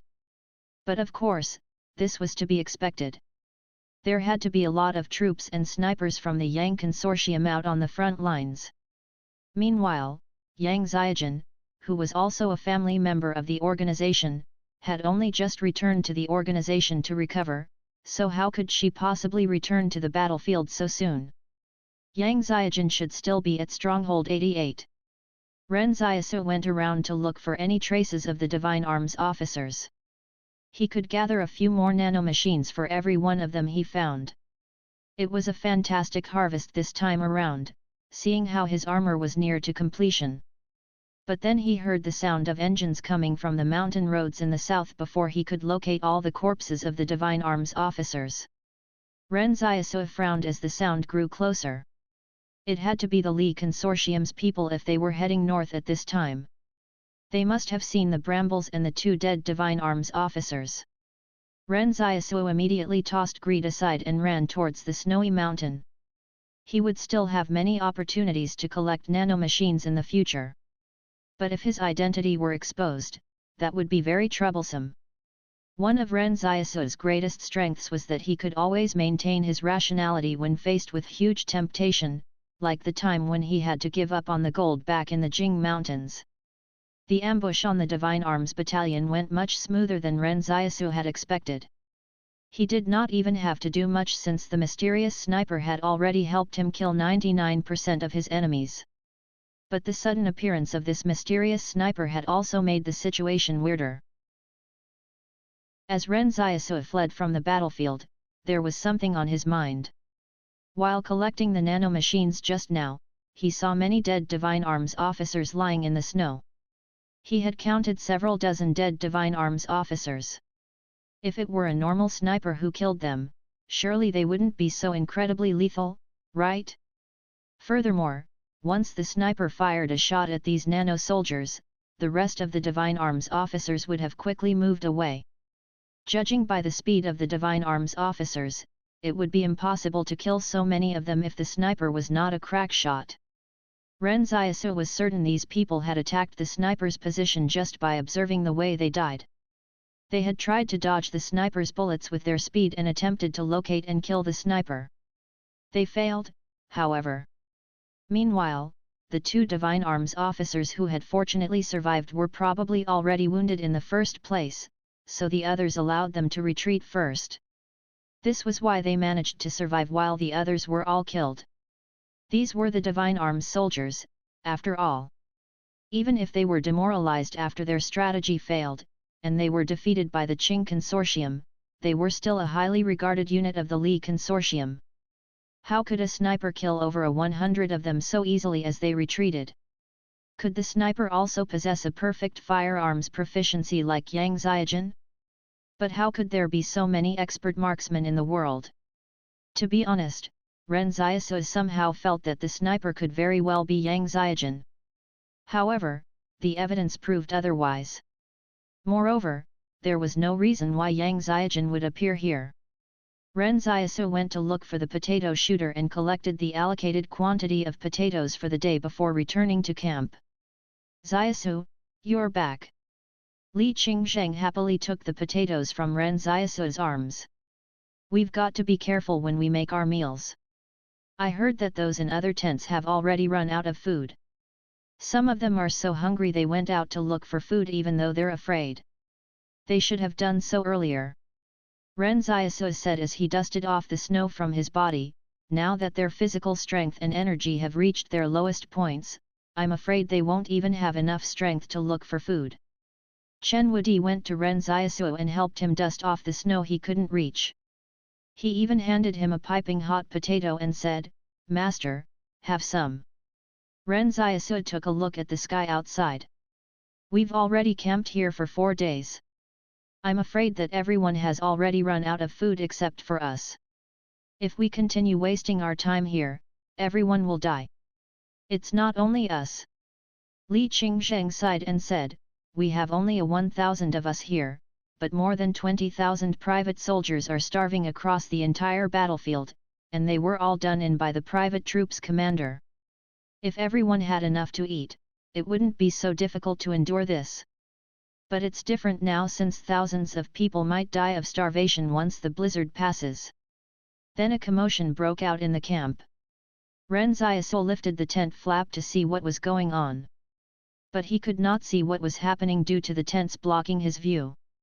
"Y'all remain in the tent. I'll go and have a look outside." Ren Xiaosu then walked out of the tent. He noticed many of the others in the camp had also come out of their tents. It seemed like a commotion had broken out at the southernmost side of the camp behind them. "What is going on?" someone asked. "I don't know. I just came out here after hearing the commotion. Could a fight have broken out over there?" Someone said indifferently, "They still have the energy to fight when everyone is starving." Ren Xiaosu ignored them and continued walking south. When he almost reached the end of the camp, he saw others not from the private army. An unusual-looking platoon was standing there and questioning someone at the border of the camp. As Ren Xiaosu approached, he heard their conversation. "Why are you all stationed here? Why didn't you reach the strategic location at the indicated time? Where is the commanding officer? Get him out here to answer our questions." Ren Xiaosu was stunned for a moment. These people were not wearing the uniforms of the combat troops but the Office of Special Investigations uniforms. He quickly realized they were probably here to investigate the incident involving the Divine Arms Battalion. A series of chain reactions must have started after the Divine Arms Battalion was ambushed by the Qing Consortium. Since their group of private troops had swapped vehicles and uniforms with the Divine Arms Battalion, they would definitely be the prime suspects of the Office of Special Investigations probe. After Ren Xiaosu figured the situation out, he blended back into the crowd as he did not wish to interact with the Office of Special Investigations yet. The commander of Lu Taiyu's reinforced company came over and said, "Our commander is still semi-conscious after getting kicked by one of the Divine Arms officers. When he regained consciousness, he started running a fever." It was also the Divine Arms Battalion's decision to encamp here. The commander of the reinforced company practically pushed all responsibility to the Divine Arms Battalion. After all, dead men tell no tales. A person from the Office of Special Investigations frowned. "Where are the Divine Arms? Tell them to come out for questioning." When Ren Xiaosu heard that, he thought that the Office of Special Investigations tone was way too arrogant. He was yelling for the Divine Arms Battalion as though he were ordering his subordinates around. It was no wonder no one thought it was unfair when he used his identity as a member of the Office Special Investigations to reprimand others. However, the company commander explained, the officers of the Divine Arms Battalion stubbornly chased after a rabbit in a hunt 2 mornings ago. In the end, they got attacked by some unknown vegetation. All 5 of the Divine Arms officers died as a result. If you don't believe it, go ahead and question the others. The people from the Office of Special Investigations looked around, bewildered. The private soldiers surrounding them quickly nodded and said, "We couldn't catch up no matter how hard we chased after them. When we finally got there, we saw them already dead." These people had agreed to collude on this event as they felt a little guilty for not attempting to rescue those officers. The platoon commander of the Office of Special Investigations frowned and said, "Bring me to your commander. After that, we'll head to the place where you said the Divine Arms officers died." Ren Xiaosu was not exactly panicking at this moment. Since all of the private soldiers here were trying so hard to cover up for him, what did he have to worry about? The commander of the reinforced company led the Office of Special Investigations into the camp. They first checked on Lu Taiyu's condition, and the person charged with inspecting him nodded to the platoon commander and said, "He does still have a high fever. His body probably got inflammation after suffering internal bleeding from the kick." The platoon commander of the Office of Special Investigations said to the reinforced company's commander, "Hand over the private troops roster to me. We'll head over to the spot where the Divine Arms officers met their demise right now." But when they saw the brambles, they all believed it, as the plant looked savage and ferocious. Furthermore, Ren Xiaosu was controlling the brambles and moving them in a threatening manner the moment they approached a little. It looked extremely terrifying. Someone from the Office of Special Investigations said, "You all will continue to encamp here. Do not act without permission." After giving those orders, they left. In truth, they did not have a better way of handling this either. They could not go around and question over a 1,000 private troops, as that would take too much time and effort. Furthermore, they were just here to find out the private troops' location.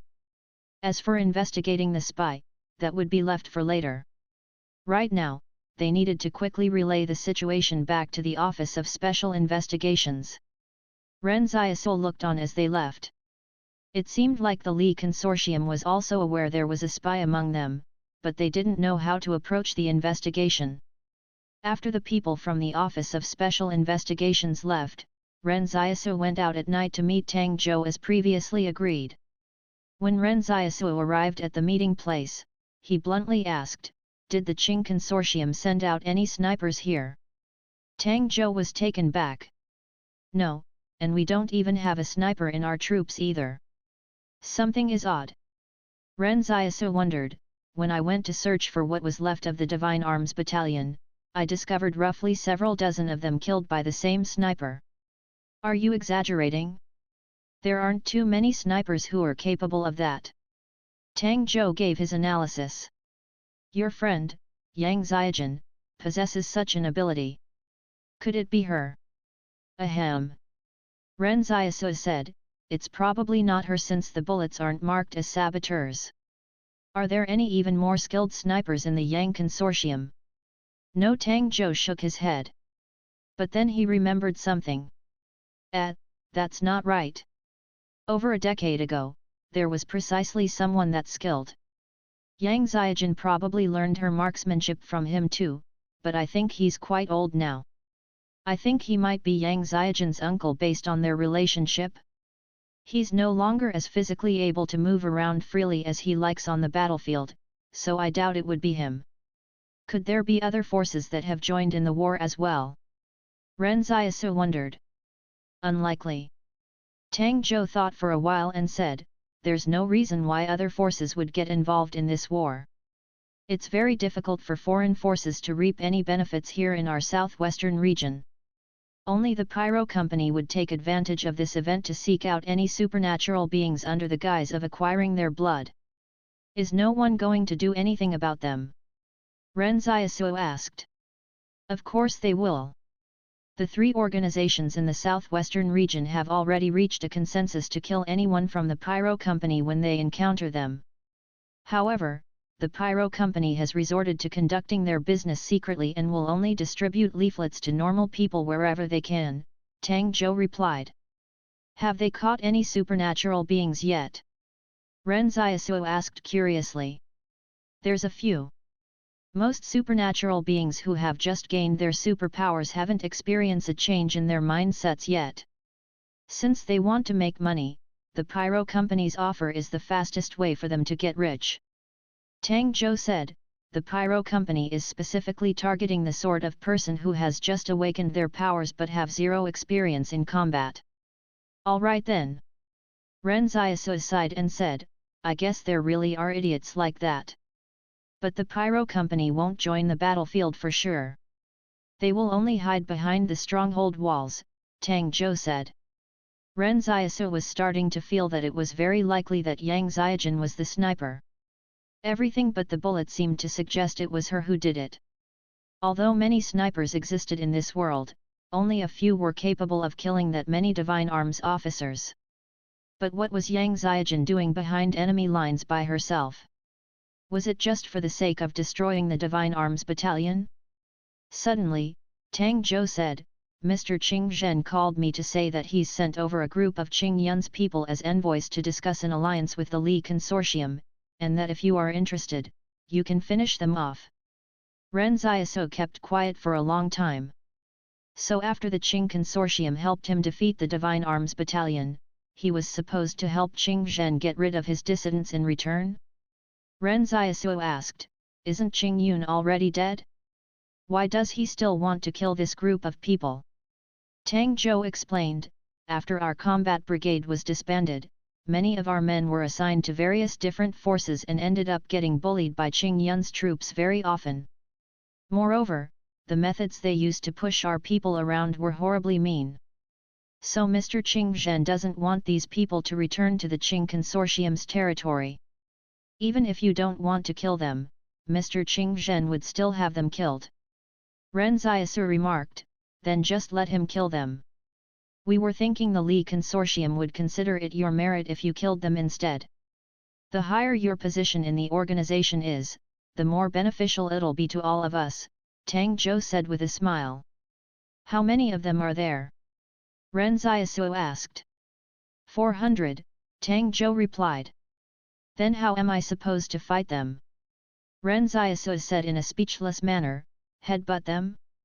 Never mind that our private troops have hardly any combat strength, I'm also not their commander either. Tang Zhou suddenly whispered, Mr. Qing Zhen said that as long as you are willing, he can help you become the private army's commander. The management of the private army has always been extremely lax and promotion within is always based on how much one can pay. Ren Xiaosu kept getting the feeling that the battlefield was about to get more chaotic. What the hell was even going on anyway? But it seemed that Qing Zhen already had a high-ranking spy within the Li Consortium who could actually manipulate the appointment and removal of officers within the private troops.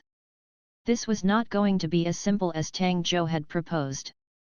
No matter how lax the management of the troops was, it wouldn't be possible to simply use money to buy such a high-ranking position.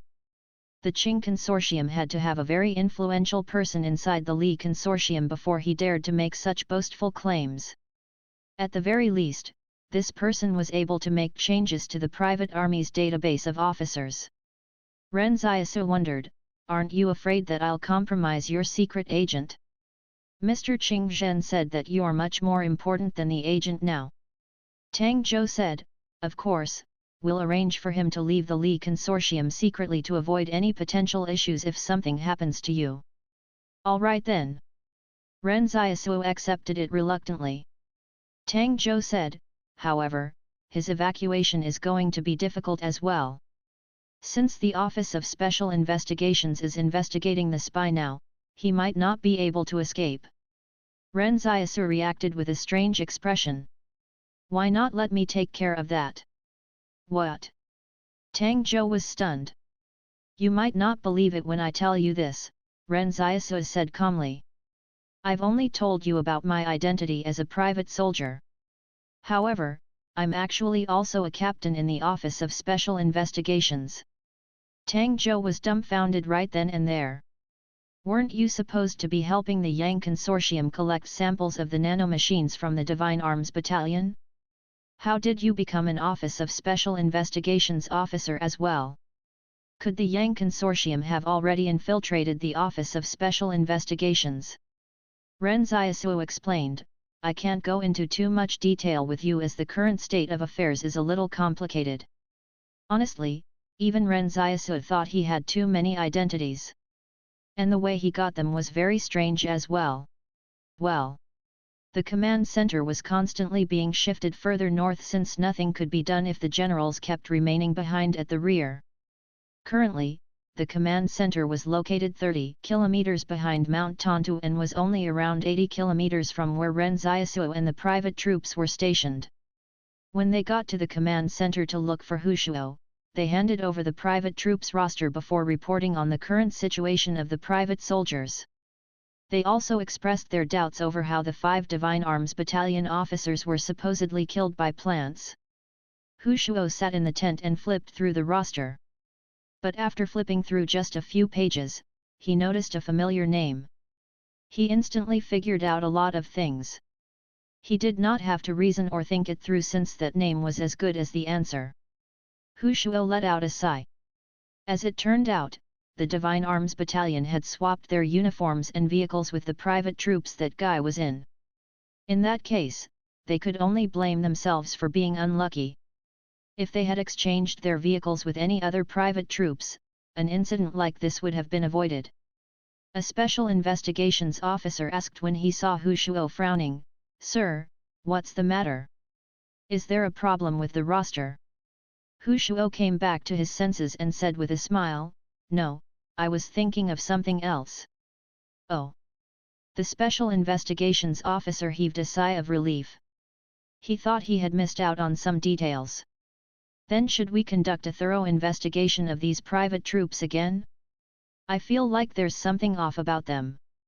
Hu Shuo said sternly, "These private troops already have their wages and benefits mostly withheld from them, and they don't have any means of communication with the outside world, so the problem shouldn't lie with them.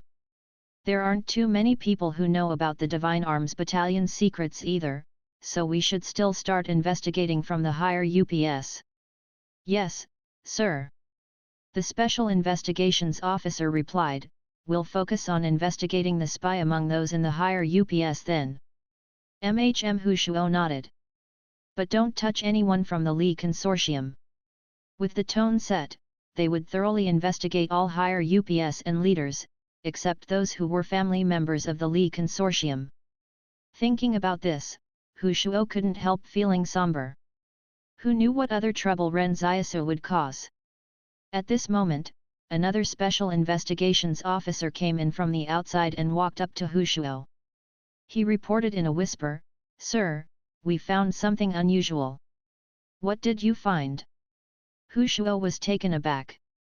"Mio, an officer from the supply division, has suddenly nominated someone for a promotion.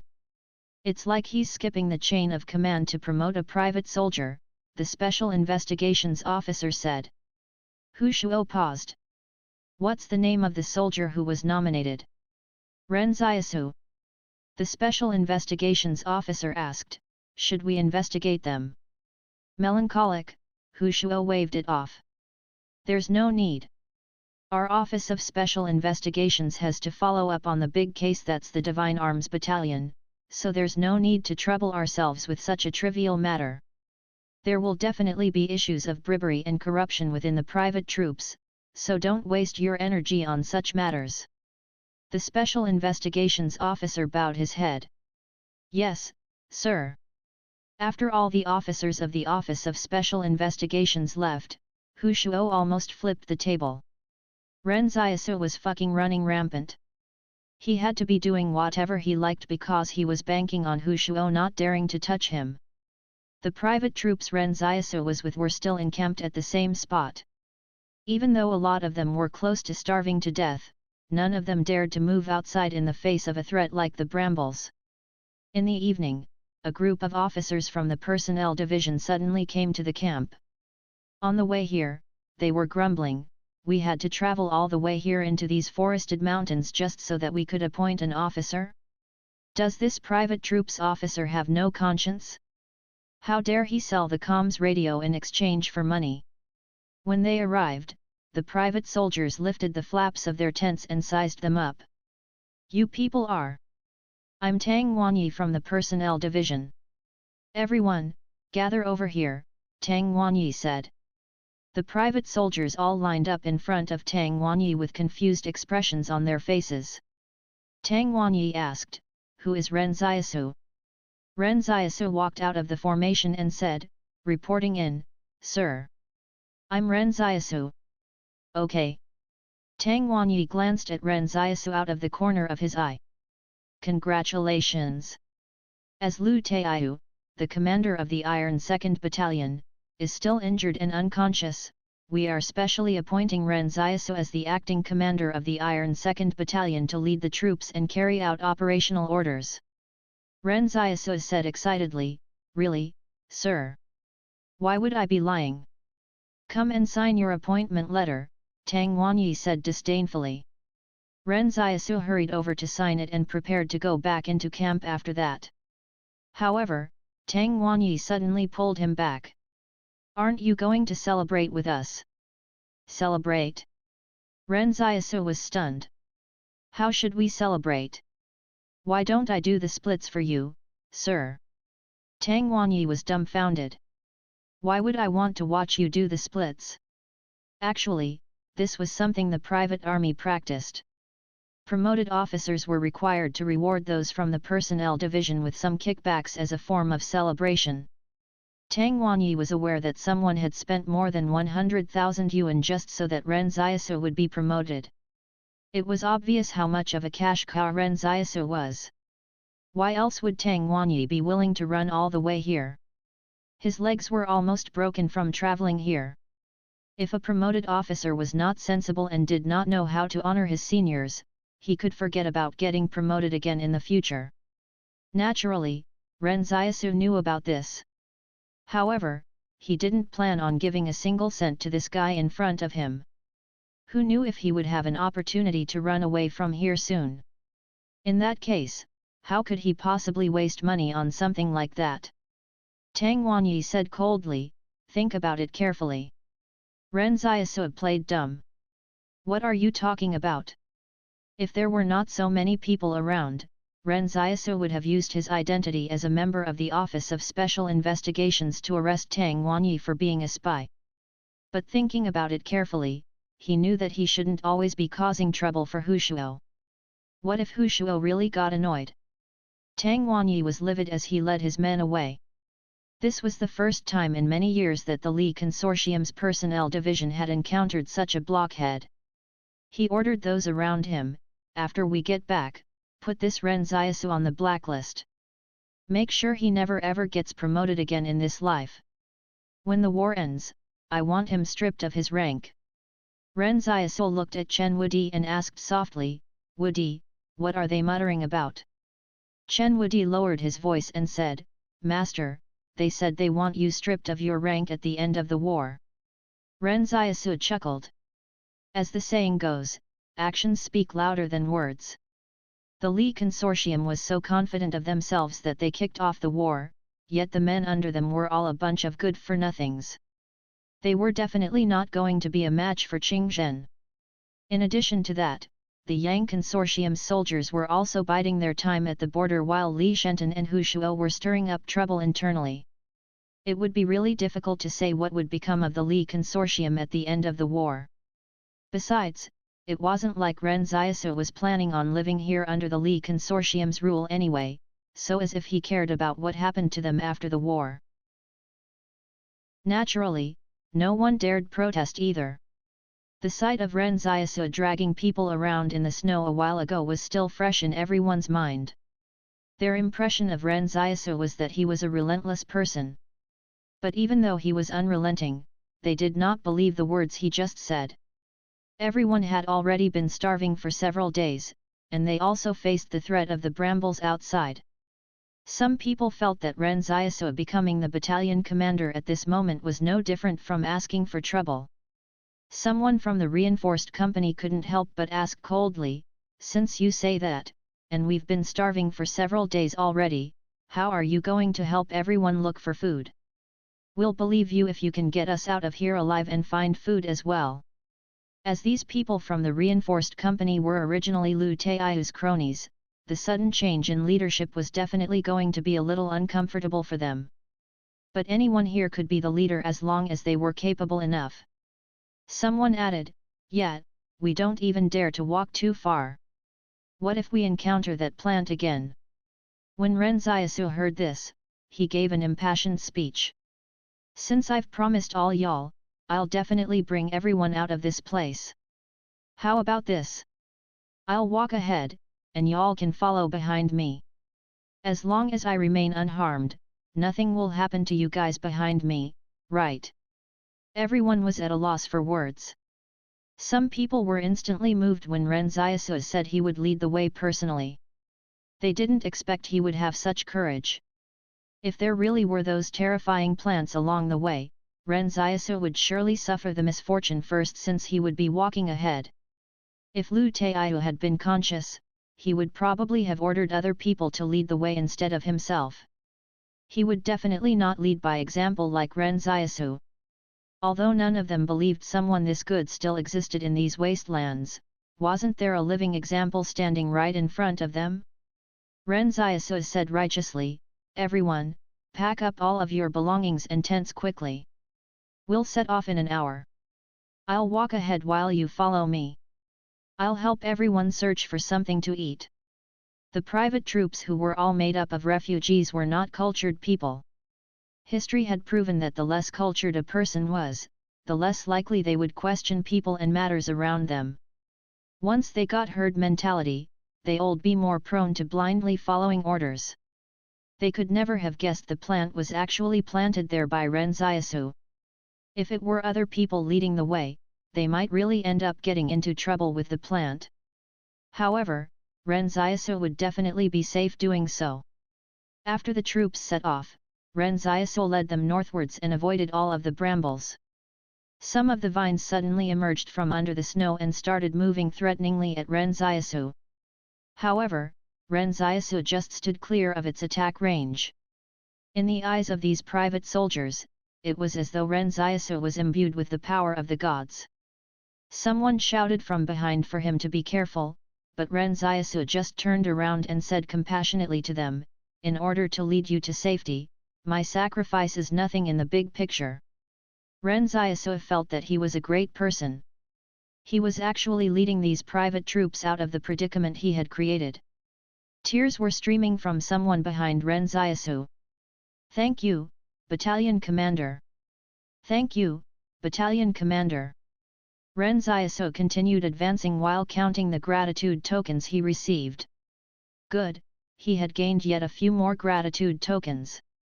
Although there were several dozen private soldiers thanking him, only a few people's gratitudes were sincere.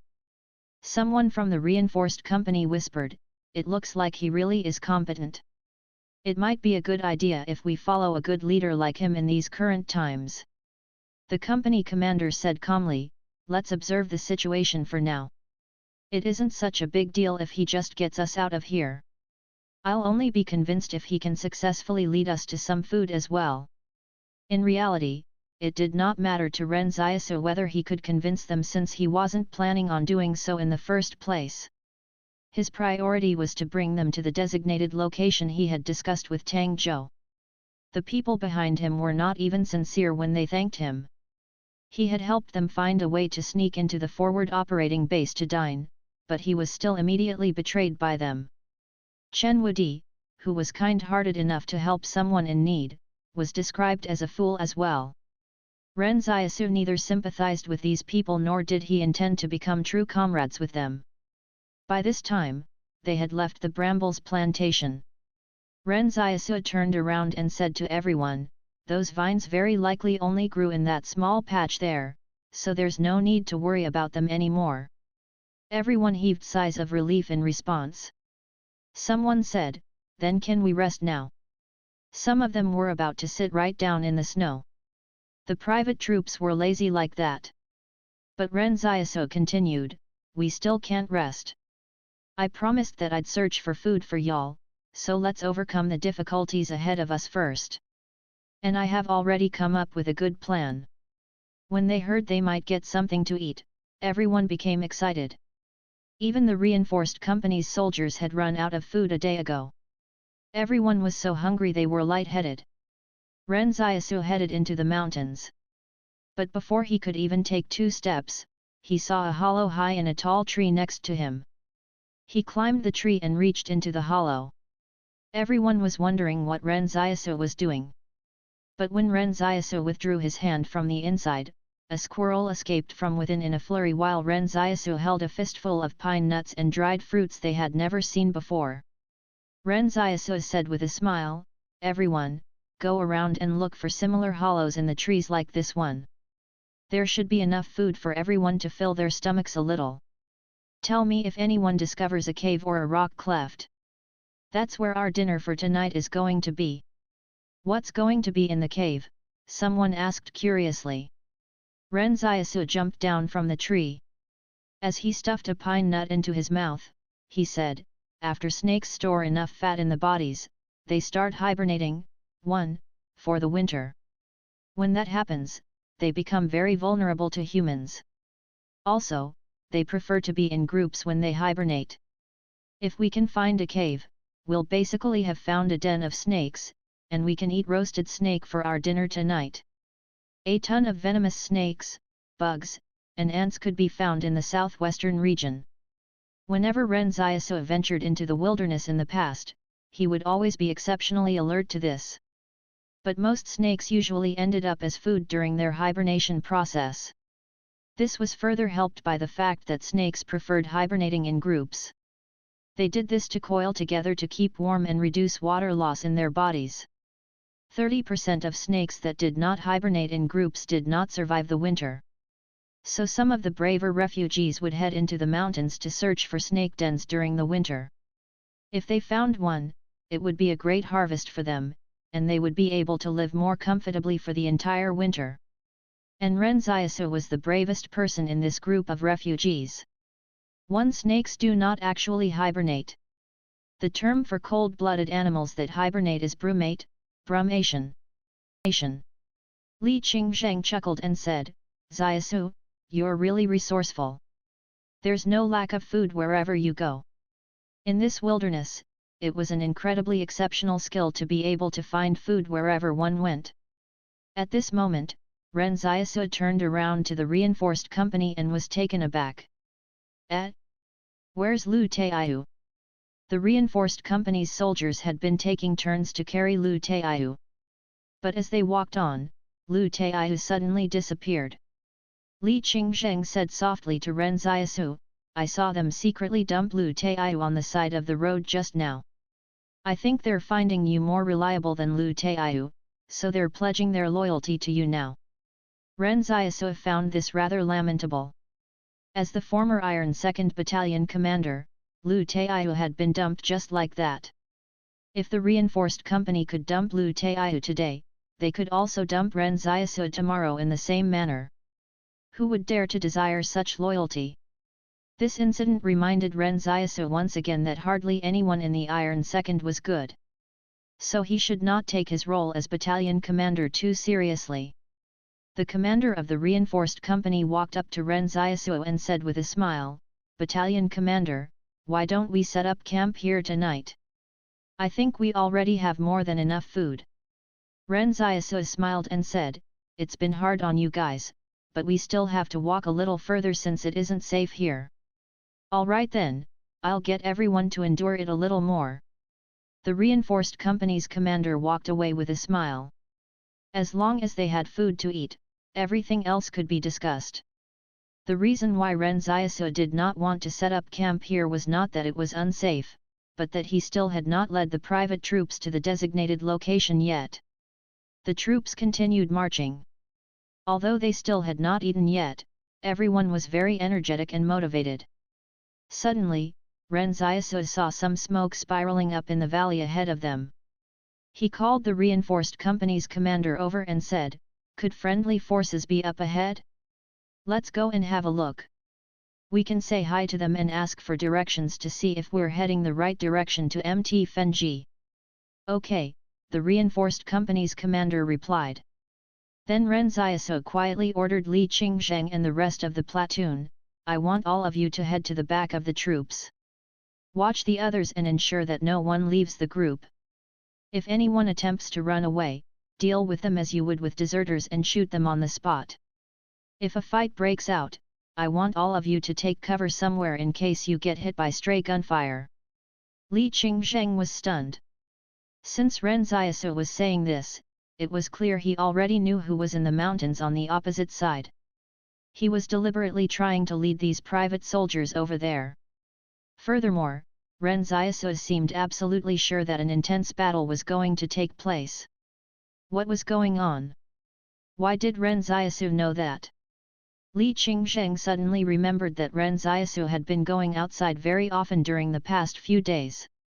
Could something have happened over that period? After another half an hour's walk, the private troops arrived at the entrance of the valley.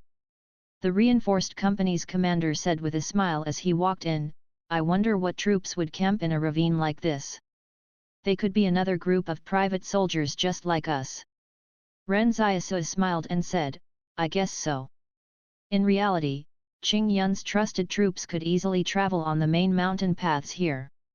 As long as they were willing to place their weapons down when negotiating with the Li Consortium, no one would have them killed.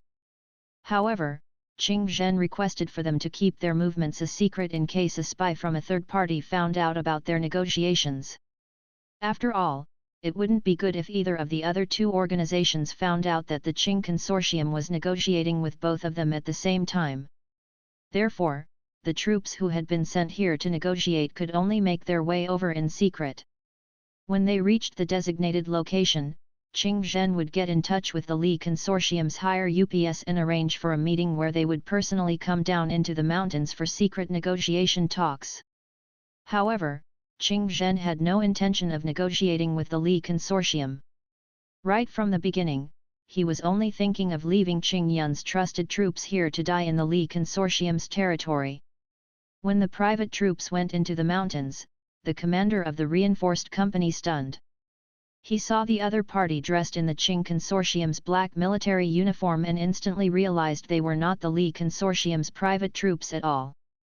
So the Qing Consortium's troops had infiltrated their territory. When the Qing Consortium soldiers saw the soldiers of the Divine Arms Battalion coming over, their instincts were to raise their hands. "We're the representatives of the Qing Consortium who have come to negotiate." Hundreds of others gradually walked over from the Qing Consortium's camp as well.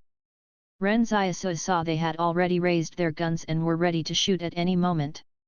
However, they remained very suspicious of the situation. Were these 1,000 of the Divine Arms Battalion's soldiers in front of them? Why would they encounter the main force of the Divine Arms Battalion here? Ren Xiaosu asked suspiciously, "How can you prove that you are here for negotiations? Why haven't we received any notification? Our frontline commander, Qing Zhen, is currently in talks with your higher UPS. If you don't believe it, you can check with them," the Qing Consortium soldier said. Ren Xiaosu sneered, "Put down your weapons to express your sincerity. Don't worry, our Divine Arms Battalion won't harm any unarmed troops." The Qing Consortium soldiers looked at one another while their officer clenched his teeth and considered the proposal. To be honest, he didn't expect to encounter the Divine Arms Battalion here, and he knew very well that they would not stand a chance against 1,000 of their soldiers with only 400 of them. Since they were here to negotiate, they would only return alive if the talks proceeded smoothly. Even if they managed to defeat them and run away at this moment, could they escape the Li Consortium's territory? But even so, would a proper military unit like them just place down their weapons after a few words from their enemies? The atmosphere got even more tense. The reinforced company's commander was already trembling. It was not only him, all the private soldiers were also feeling the same. How could any of them imagine that their Iron Second Commander would be so ballsy as to even impersonate the Divine Arms Battalion to force the enemy to capitulate? So what if they were wearing the uniforms of the Divine Arms Battalion? While they were stuck in a stalemate, Ren Xiaosu suddenly said, "Why don't we each take a step back?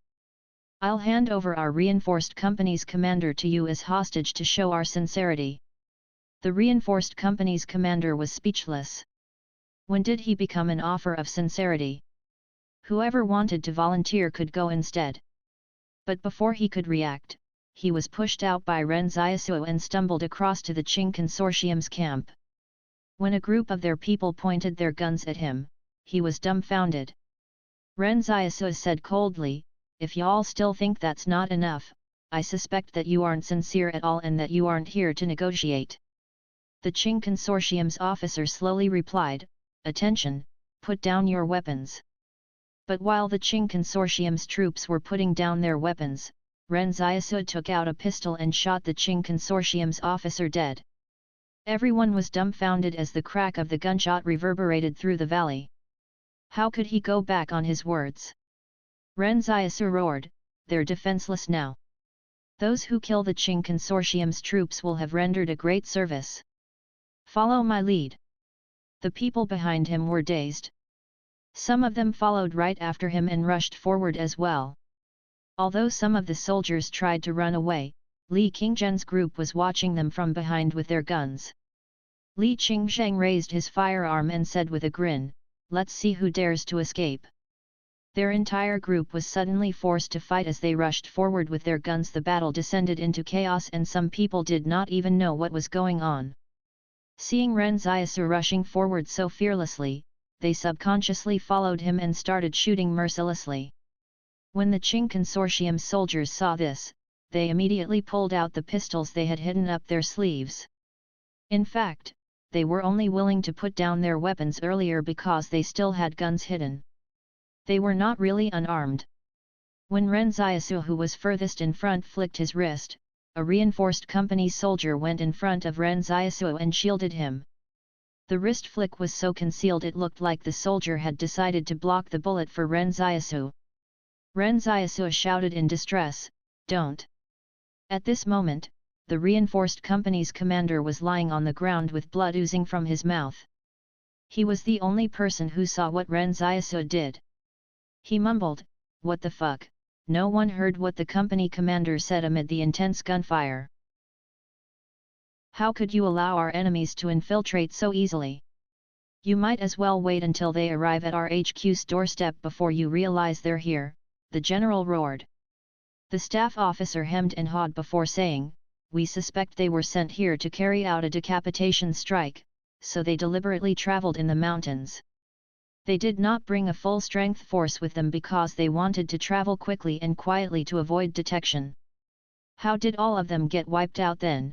the general asked in a composed voice after calming down.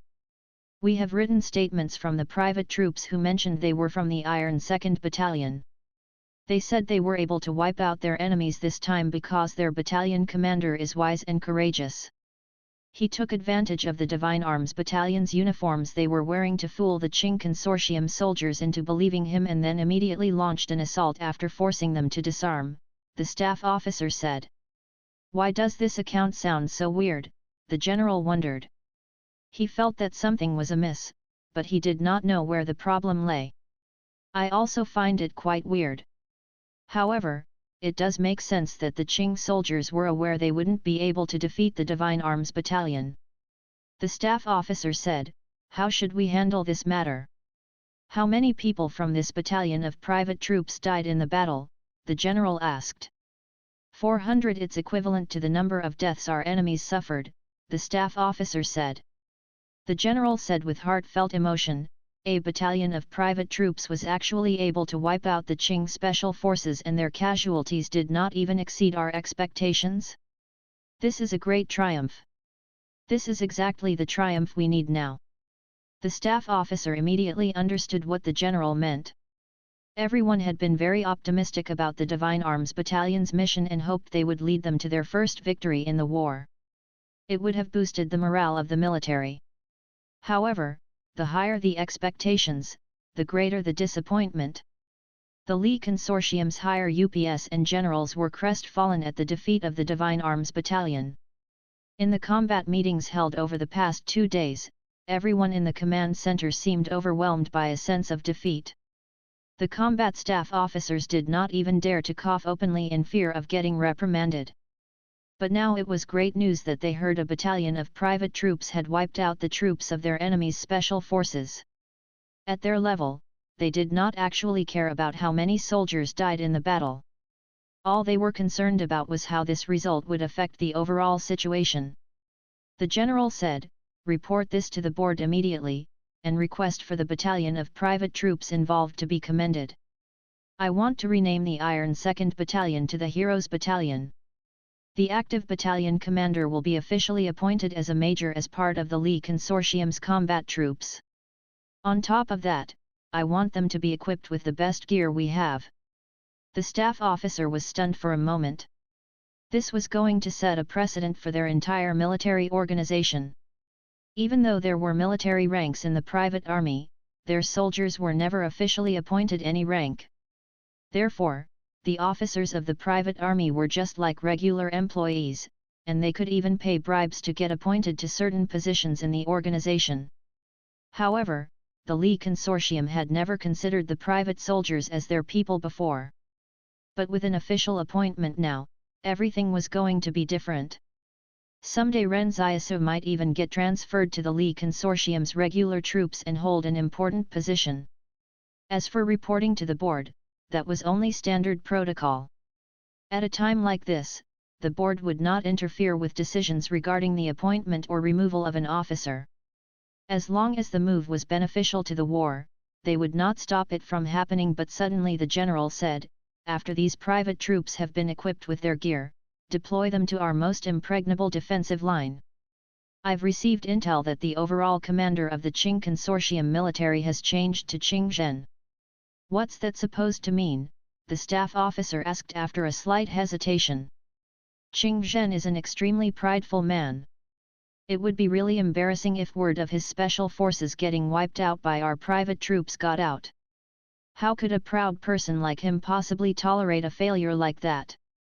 The general tapped his fingers on the table and sneered, "Send these private troops to our most impregnable defensive line to let Qing Zhen fight them. Let's wear out his military forces." The staff officer finally understood that the general was planning on using these private troops to lure Qing Zhen into a battle at their most robust position on the battlefield. The battlefield was a large chessboard, and the players involved could not show any emotion. So what if they were the heroes' battalion? They were still just chess pieces. The sacrifice of the heroes' battalion would make them martyrs for others. When the staff officer left, he suddenly thought of a saying, "The merciful cannot control the military, the fair cannot manage wealth." The ancients had always been right in such regards.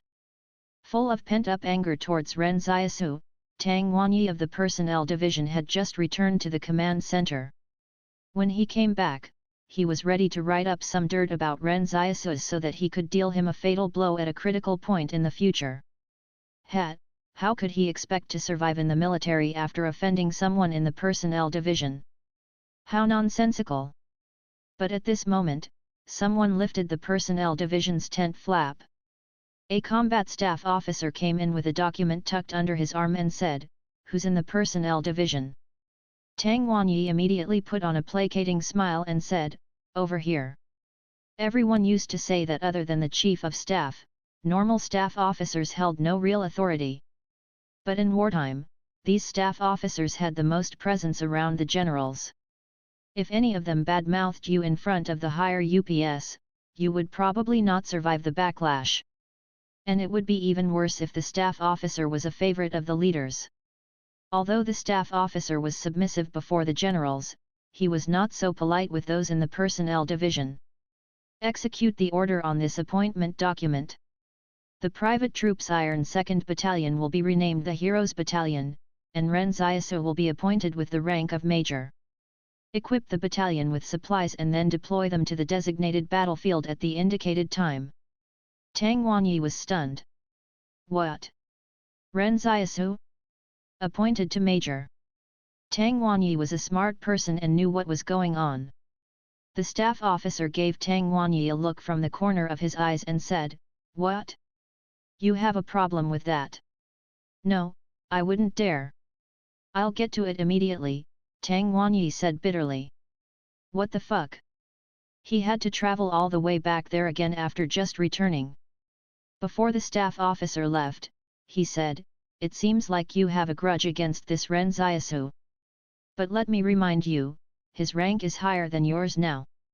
Besides, he's now a war hero who will be the role model for our entire military.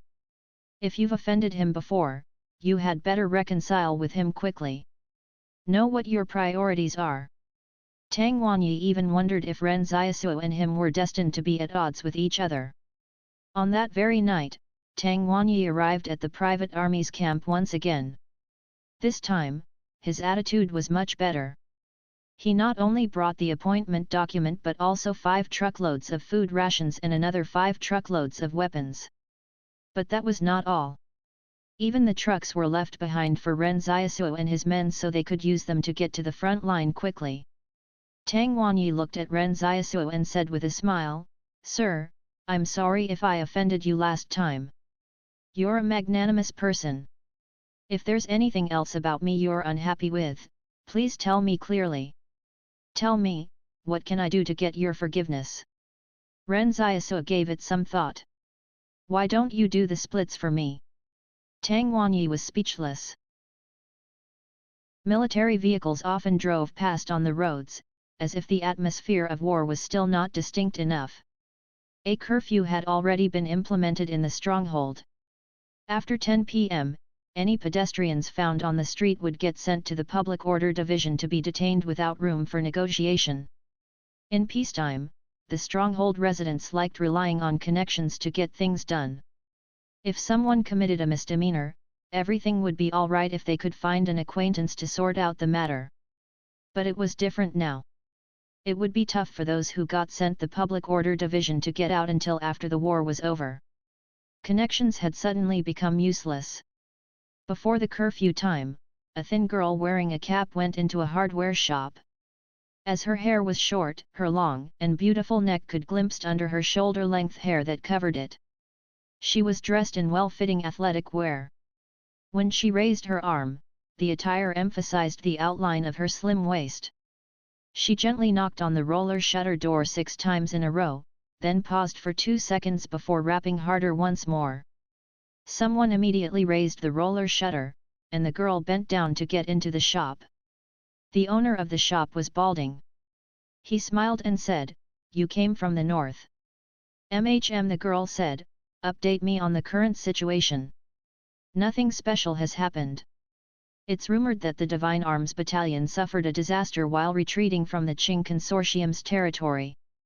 They were attacked by a mysterious sniper on their way back." "Next piece of news, I already know about this incident," interrupted the girl before the shop owner finished. The shop owner was surprised to hear that but did not probe further. "There's something else. A battalion of private troops wiped out the Qing Special Forces at Mt. Tanta's front line yesterday. That was quite sensational news. After all, everyone knows what the private army is capable of. Who would have expected them to defeat the Qing Special Forces? And there's something else.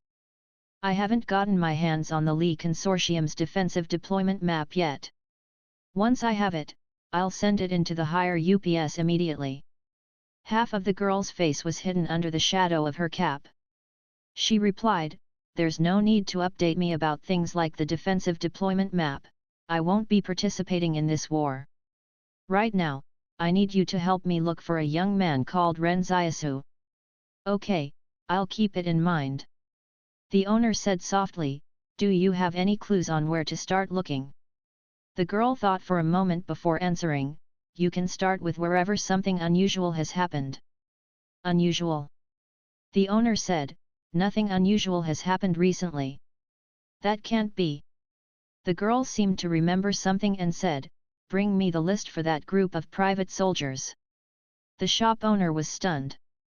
Did this girl suspect that the young man named Ren Xiaosu was among these private soldiers? Because it was somewhat unusual that these private troops were able to defeat the Qing Special Forces. Who was that young man? Why was this girl placing such a great deal of importance on him? Concurrently, in the Li Consortium's research facility 613, a middle-aged man in a white coat came out of a research laboratory. He said, "Bring in the next batch of samples." With those words, the pretty secretary immediately called the sample storage room to inform them. Then the manager of the sample storage room checked on the time the samples were delivered here. He counted out 100 bottles of nanomachine samples before sending them over to the lab. One of the bottles was labeled with a note, "Nanomachines started behaving abnormally after tested on a candidate with 0% sync rate."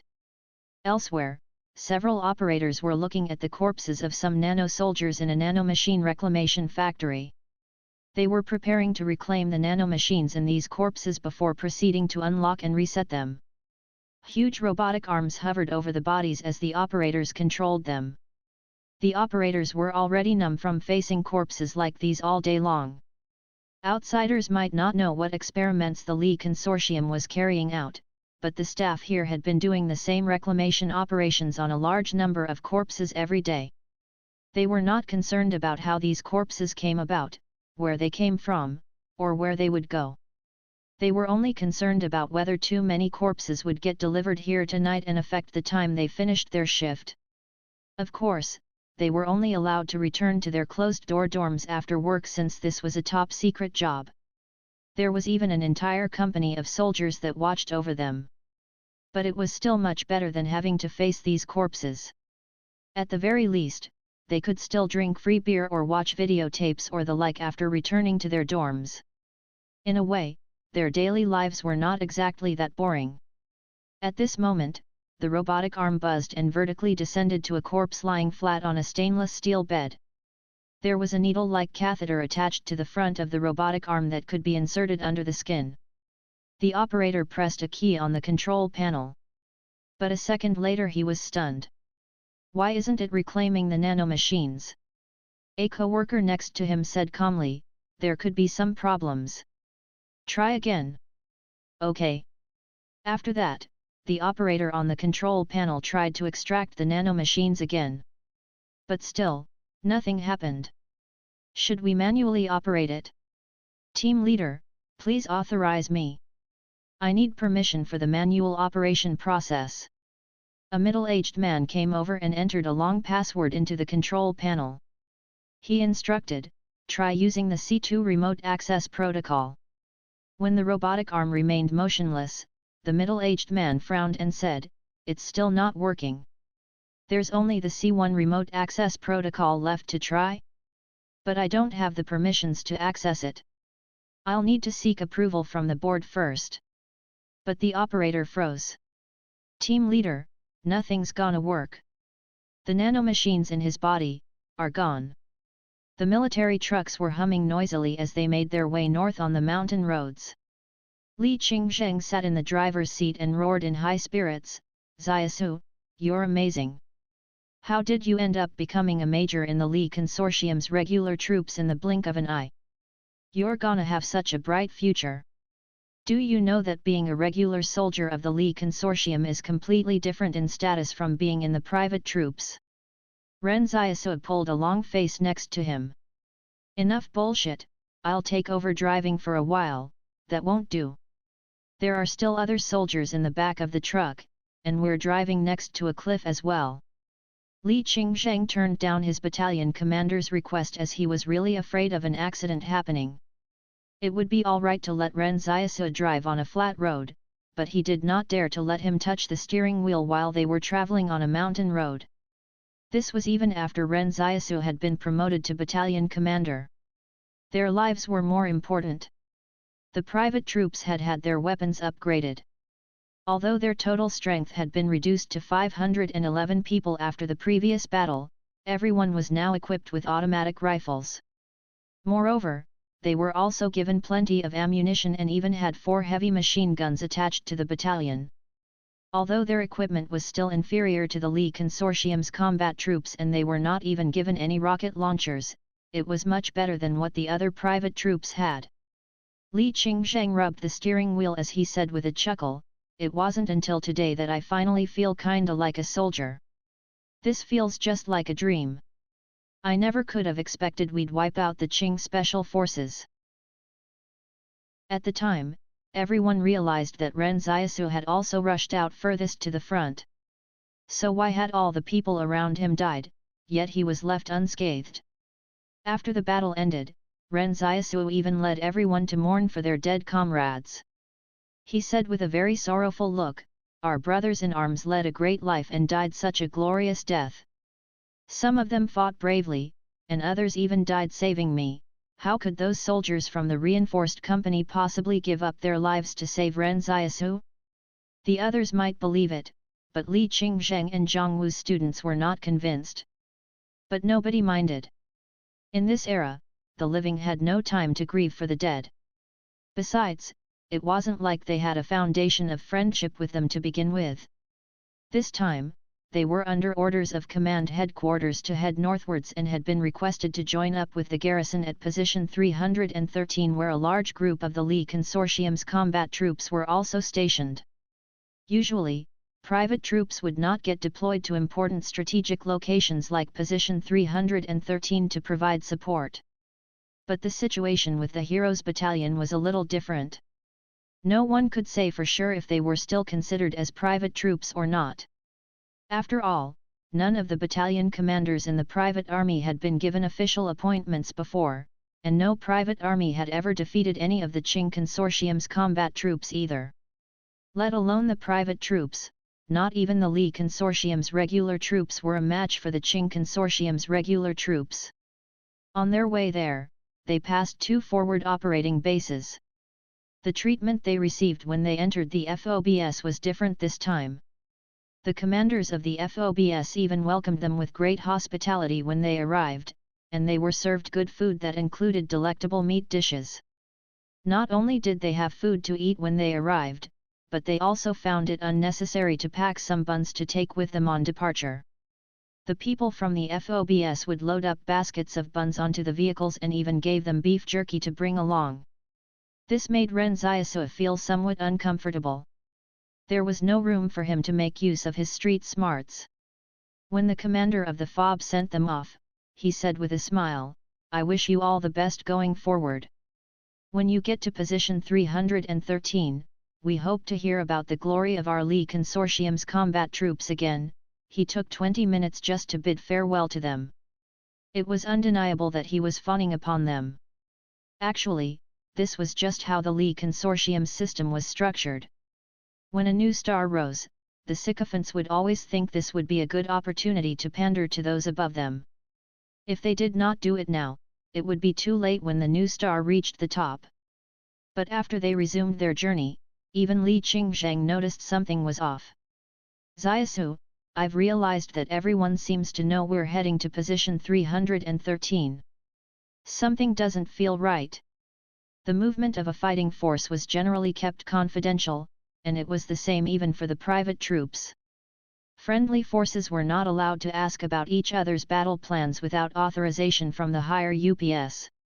But it was really odd this time. It seemed that someone was deliberately telling everyone that the Heroes Battalion was headed for Position 313. Ren Xiaosu smiled and said, "What do you think is the reason for that? Are they using us to bait the Qing Consortium?" Li Qingzheng wondered. He was taking a shot in the dark as he wasn't certain about it either. After all, his views were the same as any other refugees. It was very sharp of him that he was able to guess this. Ren Xiaosu sighed and said, "So that's how the Li Consortium treats their heroes. I suppose they're too smart for their own good." "What do you mean?"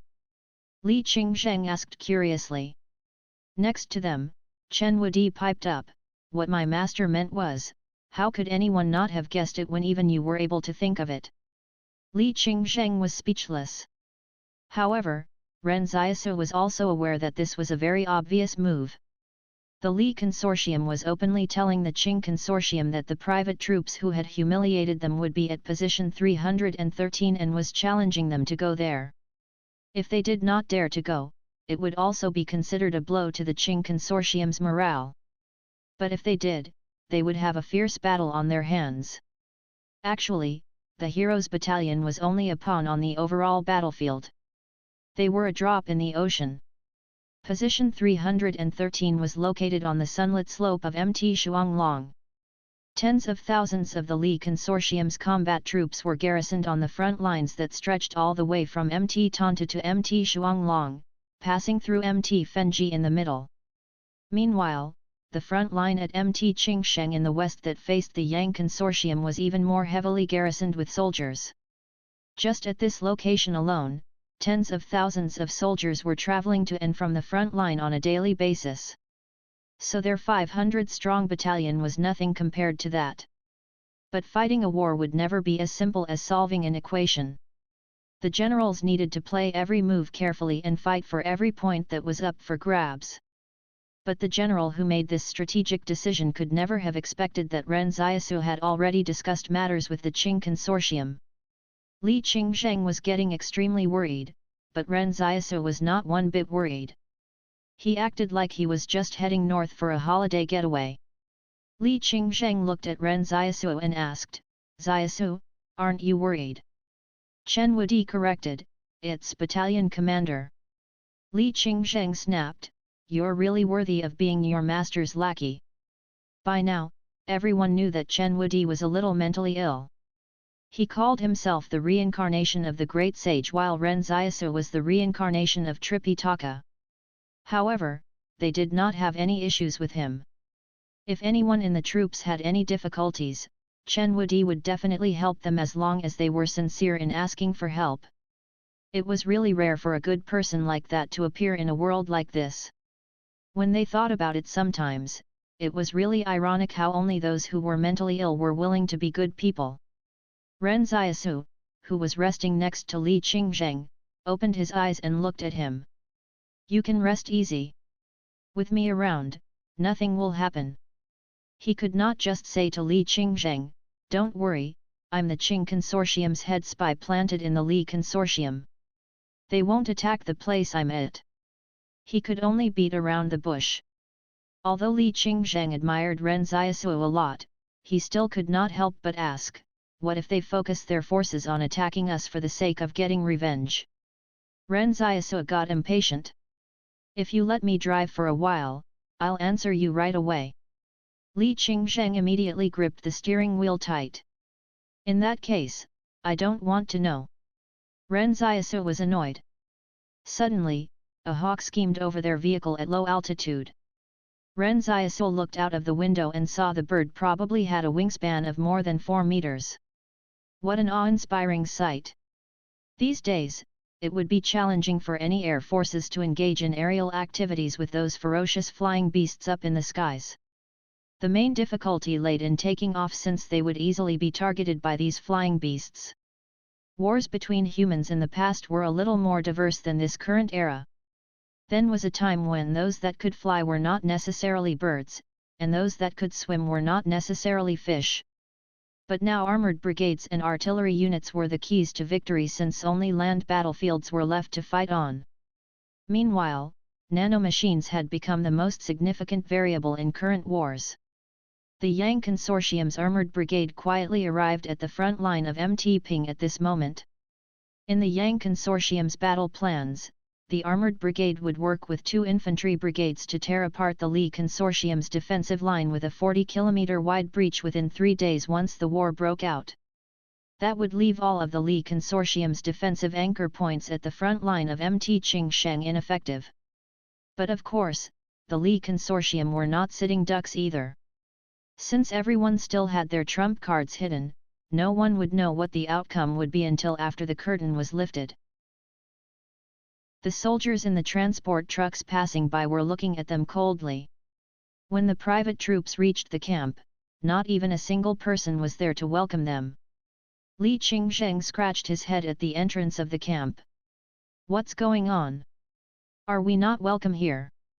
Ren Xiaosu chuckled and said, "Anyone but the soldiers at position 313 would be welcoming of us.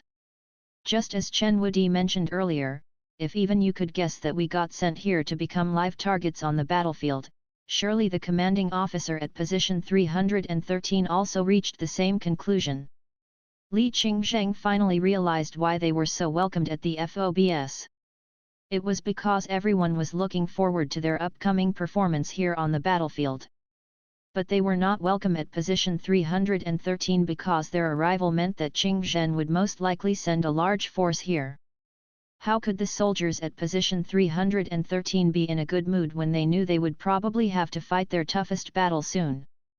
But Ren Xiaosu did not care about this in the slightest.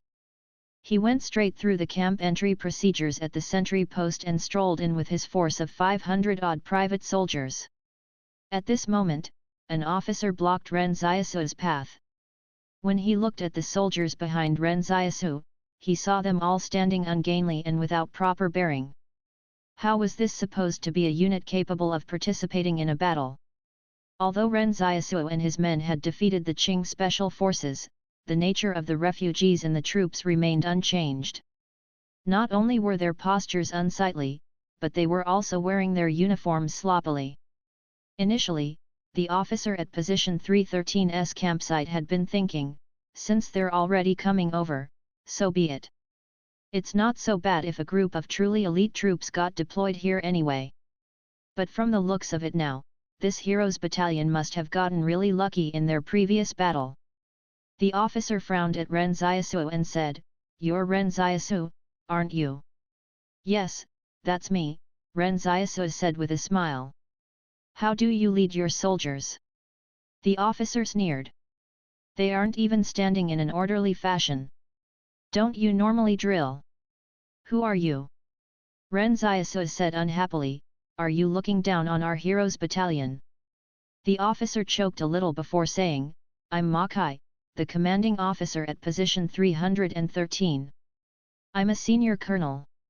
I personally oversaw position 313 getting built from the ground up, so I know the defensive fortifications here like the back of my hand."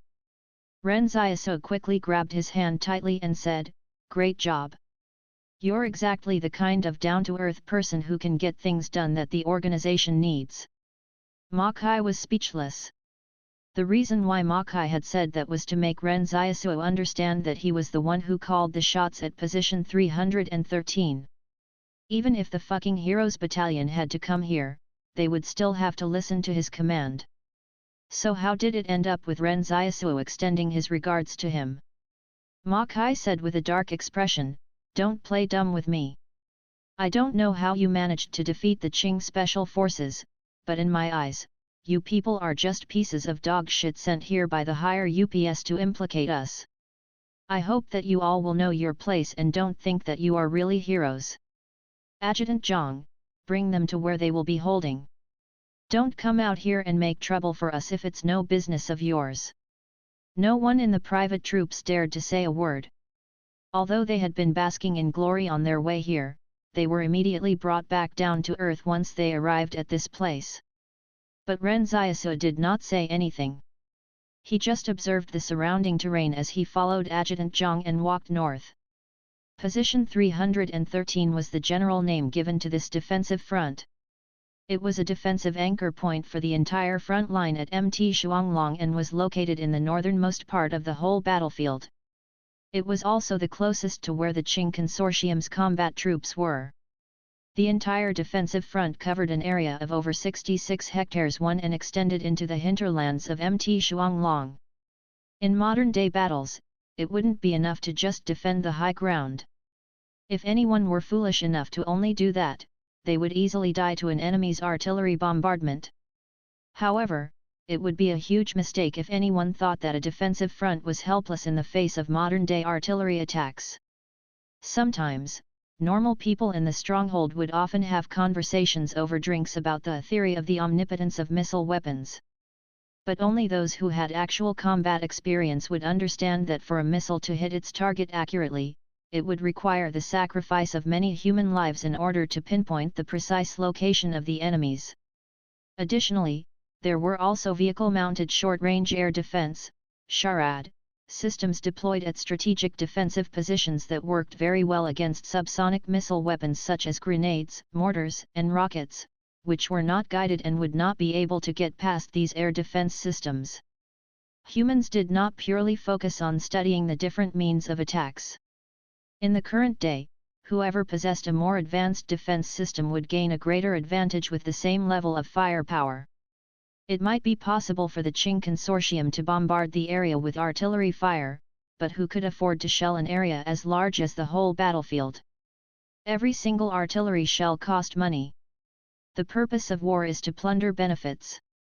If the expenditure outstretched the benefits gained at the end of this war, it would not be considered a victory at all. As Ren Xiaosu kept walking, he looked at the unfamiliar-looking mid-size military trucks. They were parked behind the bunkers, but he did not know what their purpose was. After all, he did not gain any knowledge in this area back when he copied Yang Xiaojun's skills. As Ren Xiaosu still had an unused skill duplication scroll on hand, he was considering whether he should use it on Colonel Ma Kai to gain some solid war expertise. Thinking of this, Ren Xiaosu said in his mind, "Use the skill duplication scroll." The voice from the palace in his mind intoned, "One of the target's skills will be randomly copied. Randomly copied targets amateur Mora skill. Do you want to learn it? Ren Xiaosu was dumbfounded on the spot. What the fuck is this Mora skill about? The 5 greats, the 6 obediences? Ren Xiaosu felt a pinch in his heart. The Li Consortium's prohibition of alcohol was not being seriously enforced at all. They even had a Li Consortium officer that played Mora? Was no one going to do anything about that? Never mind that he ended up copying something like the Mora skill, but it was even an amateur skill? If he were going to depend on this skill in a drinking competition, he would probably end up losing really badly. However, Ren Xiaosu was already aware that the probability of learning something useful was relatively low when using the skill duplication scroll. Successfully copying and learning Luo Xinyu's superpower most probably exhausted all of his luck in recent years. So he was not particularly disappointed about not learning any useful skills this time.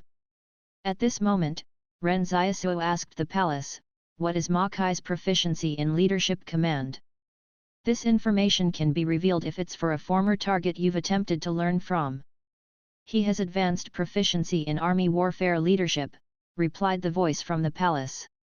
Ren Xiaosu was rather startled to learn that he was actually an expert in this field.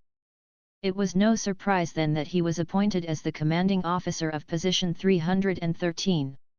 In the end, Ren Xiaosu still went ahead and learned the Mora skill. After all, it would be a waste not to learn it. There was no harm in having more skills. He had even learned the jumping rope skill, so would it harm him to learn an amateur Mora skill?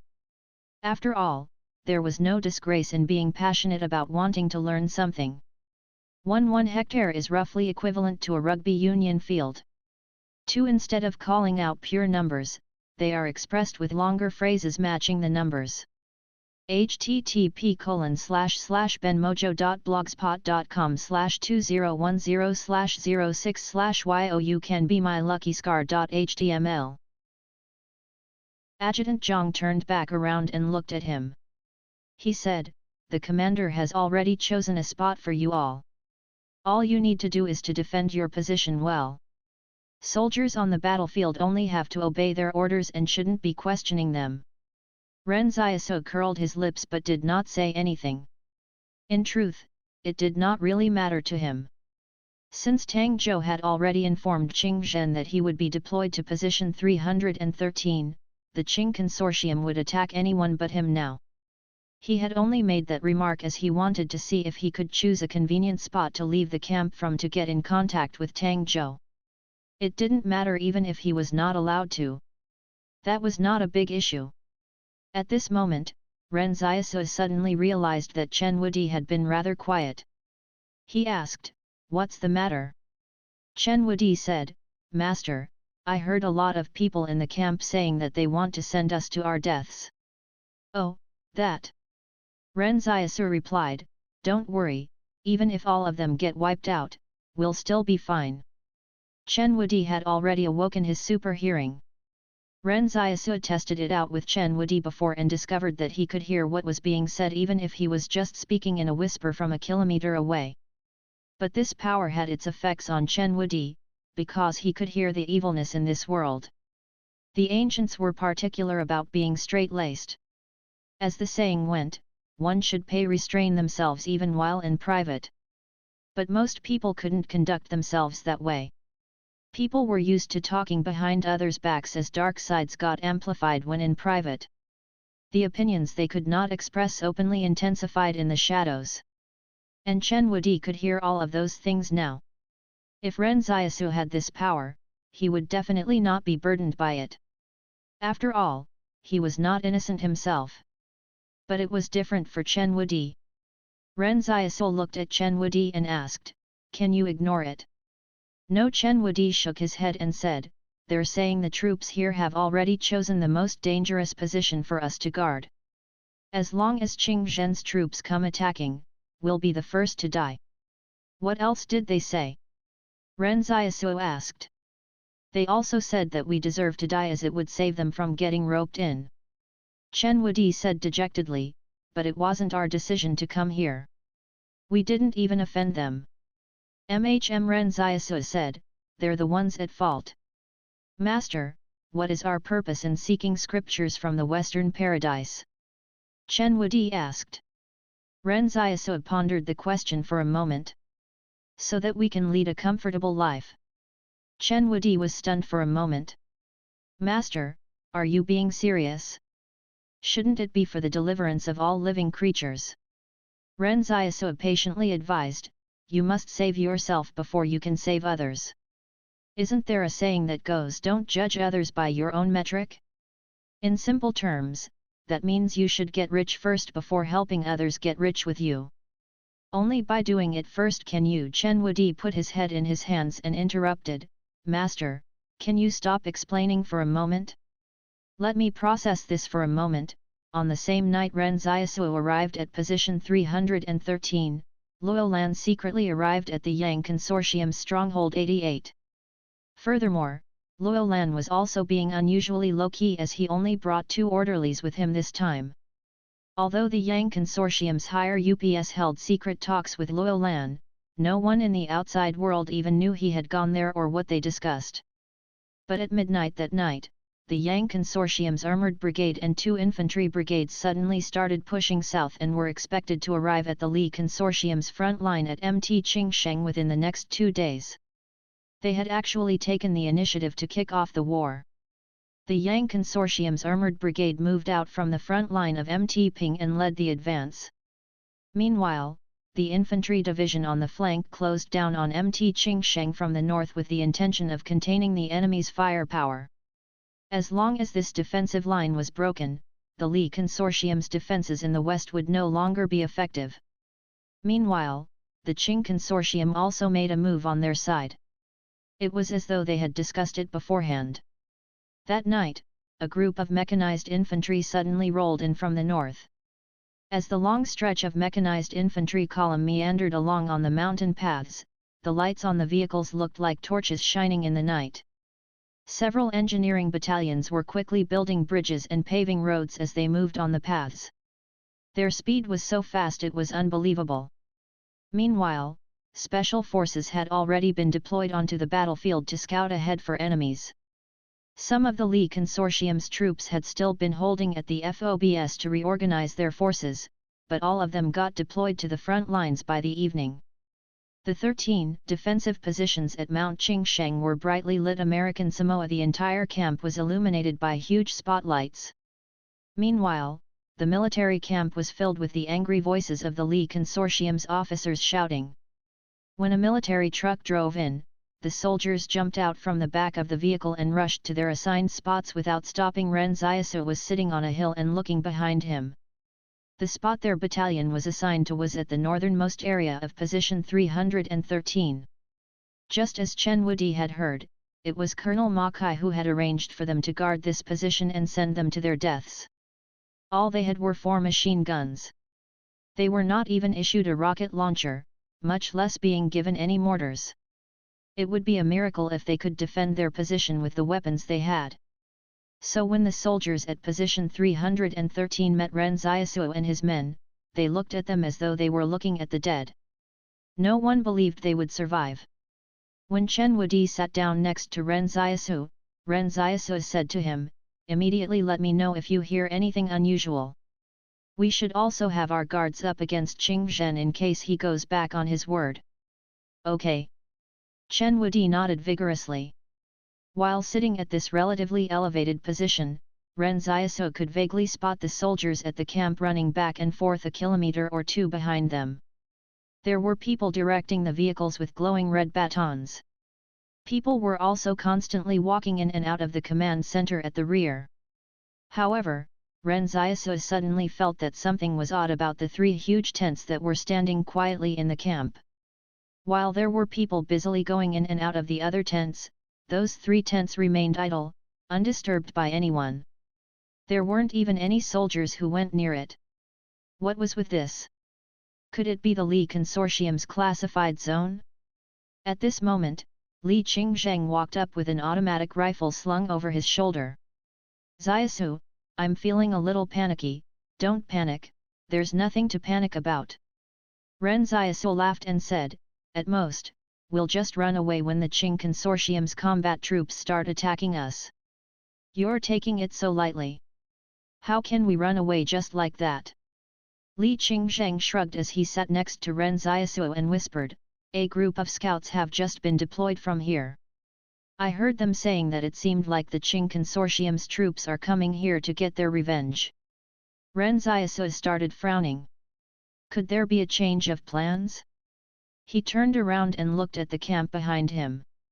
Suddenly, he had an inkling that a lot of people there were subconsciously looking at them at this moment. As the war was on the verge of breaking out, everyone at the camp bore a grudge against this hero's battalion. Even the rearguard troops who had just arrived at position 313 were horrified when they heard the hero's battalion was here. Everyone had the feeling that the Qing Consortium would definitely attack this place first. Although it was difficult to predict who would win the war, no one felt that the hero's battalion could survive this battle. Ren Xiaosu had been observing the three suspicious tents and even had Li Qingzheng bring a pair of binoculars to him. The binoculars thing had come with their newly issued equipment, and Ren Xiaosu found it extremely handy. After all, a supernatural being's hearing and vision did not improve significantly after awakening their powers.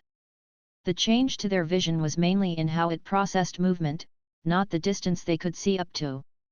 But that general who was so determined to appoint Ren Xiaosu could probably not have expected him to use it to observe their Li Consortium rather than the Qing Consortium. Suddenly, Ren Xiaosu saw a small group of people emerging from one of those tents. However, these people were keeping a very low profile. They were dressed in the uniforms of normal soldiers and did not interact with anyone. But Ren Xiaosu was surprised to find he actually knew someone from this group. Wasn't one of them that posturing Lin Qi who had been to their outpost previously? Wait, so were these three military tents all hiding the nano-soldiers from the Divine Arms Battalion? Ren Xiaosu had found it a little regrettable that one of the legs of his armor was still missing. However, it looked like it had shown up when he least expected it. Ren Xiaosu looked around and headed into the mountains alone when he noticed no one was paying attention to him. The soldiers at position 313 were all avoiding their location like the plague. But it also made it more convenient for Ren Xiaosu to head out. He had just trekked a kilometer west when someone suddenly whispered from behind a large tree in front of him, "From the north comes a monk." Ren Xiaosu said, "From the south comes a mute. Come on out." After Ren Xiaosu said that, Tang Zhou emerged from behind the tree. Tang Zhou asked, "Have you all settled down at position 313 yet? I can only move around on my own for now. There are scouts patrolling the vicinity, so we'll get discovered if we move in larger groups." Ren Xiaosu asked, "So are y'all planning to attack position 313? Tang Zhou said frankly, "Actually, it might look like we're preparing to launch an aggressive attack on this place, but we're just trying to attract the main forces of the Li Consortium from the front lines of MT Shuanglong and MT Fenji to here. We aren't planning on sacrificing too many of our people here." Ren Xiaosu frowned. From the looks of it, the Li Consortium and the Qing Consortium would get caught in a deadlock here for quite a while. Even if they were going to engage in a battle, it wasn't going to get serious. But why did they want to attract the Li Consortium's main forces over? He could not understand what was going on. Qing Zhen had to have some other plans. Tang Zhou continued, "But we'll launch an attack on position 313 and position 319 at the same time after midnight. The Li Consortium's main forces at the rear will only come over if we attack more aggressively. Of course, we'll definitely only be feinting an attack on your position 313. We'll be sending some of Qing Yun's remaining soldiers your way too. They aren't well equipped and will not pose any threat to the defensive front you're guarding." Tang Zhou said this in order to dispel Ren Xiaosu's concerns. After all, they still had opportunities for further cooperation. But Ren Xiaosu said in a serious tone, "Y'all can just launch an attack on position 313 without worrying about me. Attack it to your heart's content. I'll draw a simple map of our defensive deployment for you, but go easy on our heroes battalion when you attack us. The defensive deployment map was very crucial. Without it, the Qing consortium would have to pay the price of an infantry brigade if they wanted to figure out how the heavy firepower was distributed at position 313. But Tang Zhou became very confused by this. What had gotten into Ren Xiaosu? He was even requesting a battle now? Did we succeed? Ma Kai asked as he knitted his eyebrows in the command center. A combat staff officer said, "We attempted to blow up the temporary bridge they had constructed, but our men were discovered by them before they could even get close to it. As our spies have been thoroughly cleaned out from the Qing consortium, we can only hold our ground for now. Based on the intel relayed by the scouts, the Qing consortium has divided their troops to head in separate directions." "They're coming in separately?" Ma Kai asked. "Where are they headed?" "One of them is headed here to position 313, while the other is headed to position 319. The combat staff officer said, "But we can't ascertain how their forces are distributed. Position 313, where they were located, and position 319 were the defensive anchor points of the entire battlefield's front line. These two locations closely supported each other, and as long as they remained standing, the entire battlefront would be stable. Hence, the Qing consortium would not be able to avoid these two fronts if they wanted to break through the defensive lines at Mt. Shuanglong." The combat staff officer said, "The only weakness that Qing Zhen has is that he bears grudges and values the morale of his army too much. That's also the reason why the higher UPS have sent the fucking Heroes Battalion to position 313. Therefore, I feel that he will still send his main forces here to position 313. No." Colonel Ma Kai shook his head and said, "You're wrong about that. I've studied the intelligence of the battles that Qing Zhen has waged. Although his military strategy on the battlefield might look like it varies a lot, which in turn confuses people, he will never take risks or be greedy for success. A few years ago, Qing Zhen faced the Pyro Company at Mt. Taifu when he was still an inexperienced combat commander. He could obviously chase victory by pursuing his enemies, but he suddenly chose to retreat. It requires a lot of courage and wisdom for a young man in his early 20s to do that." It was also proven later that the Pyro Company indeed had a backup plan at that time, but they couldn't do anything when the Qing consortium's troops started retreating. Everyone seemed to think that Qing Zhen's behavior was unpredictable and full of tricks. He tended to like using unconventional methods to fight his battles. But Ma Kai felt that Qing Zhen was projecting a false image. The combat staff officer was taken aback for a bit. "What do you mean?" "I think that it's very likely they will feint an attack here at position 313 to throw us off before focusing their attacks on position 319. Ma Kai analyzed, "Qing Zhen is not someone who is blinded by hatred. Moreover, he only lost a group of his special forces this time, so it shouldn't even be tantamount to him seeking vengeance." The combat staff officer echoed, "Colonel Ma Kai, you're really discerning of the situation on the battlefield. I'm in agreement with your opinion." Ma Kai said, "Tell our fighting forces to get ready. Once we confirm that the Qing consortium is only faking an attack on position 313, we'll have to be ready to support position 319 at immediate notice." The combat staff officer nodded and said, "Any further instructions?" Ma Kai replied, "The position where the fucking Heroes Battalion is defending is unimportant to the overall situation, so if the Qing consortium does feign an attack here, I don't want the other fighting forces to give them any support." The combat staff officer was shocked. Was he thinking of just leaving the Heroes Battalion to die? Boom! Boom! Boom! A few consecutive explosions blasted and shook the ground. Everyone in the command center was stunned. That was the sound of artillery fire. Immediately after, intense gunfire rang out through the night sky as war broke out in an instant. What was going on? Why did the Qing consortium suddenly launch an attack?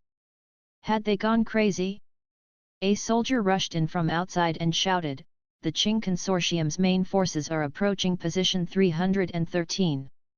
Although our vehicle-mounted SHORADs have managed to intercept their mortar shelling, it seems like they've gotten their hands on our defensive deployment map and are concentrating their firepower on where our heavy weapons are deployed. Ma Kai wore a solemn look. Wasn't this slap to the face delivered a little too quickly? But the moment Qing Zhen began his attack, he ordered a barrage of mortars to be fired at the strategic locations like they didn't cost money, effectively making a one-for-one exchange by destroying the Li Consortium's SHORADs with his cheap mortar shells. If Ma Kai and his men had known their defensive deployment map had been leaked, they would have been more conservative in their deployment of the SHORADs. But they didn't know. How could they have known that the so-called commander of the Heroes Battalion would turn out to be the most important spy of the Qing Consortium? He even gave away the defensive deployment map just like that. Just one round of unexpected mortar bombardment had nearly destroyed all the SHORADs at position 313. This move by Qing Zhen was disgustingly effective. The defensive deployment map was simply too important. Qing Zhen had intended to break through the defensive line at position 319. But with the emergence of this deployment map, he immediately changed his strategy. If Qing Zhen did not have the defensive deployment map, a large quantity of those mortar shells would have been wasted. But with it, he could achieve a closer and more accurate strike, forcing the Charad forces to be up to their ears in work. Although the Li Consortium's development of armaments had been going well and their talent pool was bulging, they had basically not fought in any large-scale battles in recent years. Even a talent like Ma Kai, who had a thorough understanding of warfare, was nothing but a novice. No matter how much theoretical knowledge a person had, it would still take some time to put this knowledge into practice and gain valuable lessons. It was unfortunate that they were facing Qing Zhen, who did not have any intention of affording them time to grow. At this moment, Ren Xiaosu led the Heroes Battalion to their position located on a small hill on the mountain. There was a small bunker with heavy fortifications around it, while a 43-degree slope laid in front of them. As Ren Xiaosu looked down from up here while lying prone behind the defensive fortifications, the soldiers of the Heroes Battalion were trembling next to him while holding their guns. Listening to the continuous artillery fire that was booming in the distance, Li Qingzheng asked in a quavering voice, "Battalion Commander, will the Qing Consortium bombard us with their mortars? We won't be able to hold them off. What are you afraid of?" Ren Xiaosu said, "It's not like they've started bombarding us." At this moment, the Qing Consortium soldiers could faintly be seen approaching at the foot of the mountain where their battalion was positioned. Ren Xiaosu roughly estimated there to be over 1,000 of them. This was an infantry regiment. "Are we going to fight them?" Li Qingzheng asked. "Yes, of course we're going to fight. Why shouldn't we fight when we have the terrain advantage?" Ren Xiaosu said, "Let's wait for them to get a little closer. Any closer and they'll be within distance of hurling their grenades over," Li Qingzheng said anxiously. "There's no need to panic. Everything is well within my control," Ren Xiaosu said calmly. When the Qing Consortium's infantry regiment got halfway up the mountain, Ren Xiaosu suddenly shouted, "Open fire!" The 4 heavy machine guns in the bunker spewed tongues of flame. The machine gun bullets hit the mountainside and splashed mud all around. When one of the soldiers got hit by a bullet in the arm, his arm broke. Although the Qing Consortium soldiers wanted to rush up, they could not do so. They tried shooting at Ren Xiaosu and his men's location, but the advantage of the defensive fortifications was simply too great. In order to tackle this kind of high ground in modern warfare, the most common method was for troops to charge forward until they were within distance of the enemy. Then they could choose to bombard the target accurately with artillery fire using precision laser guidance. This laser guidance was used to point out the target's location accurately so that the supporting troops could send in missiles from the rear. They had already tried their best to charge up the mountain. A soldier was holding up a laser guidance device, but no supporting fire came from behind even after he pointed it at the bunker for a long time. The regimental commander lost all hope and lamented, "Qing Zhen set me up. Actually, he understood that Qing Zhen definitely wanted to get rid of him quickly since he was in Qing Yun's camp and was not cooperative with Qing Zhen in his battle plans either. But he did not expect Qing Zhen to be this treacherous. He was brave enough to use the outcome of the war to trap him. If they could not secure this front, what would happen if it affected the big picture? But what he did not know was that Qing Zhen had absolutely no intention of securing this front, because he had already made a deal with Ren Xiaosu. "Regimental commander, what should we do now?" a soldier shouted out amid the heavy fire coming from the mountain. "Use the rocket launcher," the regimental commander roared. With a loud boom, a soldier who was carrying the rocket launcher was blown away by an explosion. The rocket had exploded before it could even be launched. "Regimental commander, what are we gonna do now?" "Charge!" The regimental commander clenched his teeth and said, "After we charge up, we're gonna blow up this position with our grenades. That's the only way we can survive. There shouldn't be too many soldiers defending this position, so we still have hope." A stupid way to storm high ground was by throwing hand grenades. After the attacking soldiers advanced to a close enough distance, they would throw the grenades to blow up the defensive position. When that was successful, the soldiers at the defensive position would no longer be able to stand. So grenadiers in the military used to play an extremely important role. Whoever could throw grenades most accurately would survive and enjoy the spoils of war. Of course, this method was gradually eliminated with the advancement in firepower. Unless it was a desperate situation, no one would do it this way anymore. They had been issued with an unserviceable rocket launcher, and after charging halfway up the mountain, they realized they had no supporting fire. This left the regimental commander in despair. Qing Zhen had even pushed him to the point where he had to resort to such an obsolete tactic. Several of the brave grenadiers in the troops immediately continued to advance. After they got to the designated distance, they threw their grenades over. Everyone midway up the mountain became quite excited. It seemed like the troops who were guarding this position on the mountain were quite inexperienced for them to get close enough to throw their grenades. After waiting for a short while, the grenades that were thrown over detonated. However, the explosion sounded very soft. The regimental commander was a smart person. So when he heard the sounds of the explosions, he growled, "Qing Zhen, you treacherous fool, you've gone too far. How could you issue us with dummy grenades?" Although the training grenades were not dummy grenades, their explosive power was extremely weak. The explosions would only produce a sound but were not enough to kill anyone. Moreover, they looked exactly the same as a real grenade. The regimental commander was nearly in tears. It was only then that he realized how unscrupulous Qing Zhen really was. He did not even leave a way out for them. As Ren Xiaosu kept firing on the hill, he was treating this as practice for his advanced firearms proficiency. He was using the automatic rifle in such a way that it felt like a sniper rifle in his hand. One shot, one kill, that was how accurate he was. Ren Xiaosu said to Li Qingzheng at this moment, "See, we're the heroes' battalion after all. The opposing Qing troops are not a threat to us at all." Li Qingzheng believed it immediately. That was because he also felt very relaxed when dealing with the enemy. At this moment, the other soldiers of the heroes' battalion also realized that war did not seem that terrifying after all. No one other than Ren Xiaosu was aware that this infantry regiment was actually sent here to their deaths by Qing Zhen. So everyone would definitely feel a little flustered at the sight of them. In their panic, their hands trembled, and they fired off their ammunition like it didn't cost a thing. They just kept their fingers on the trigger without letting go.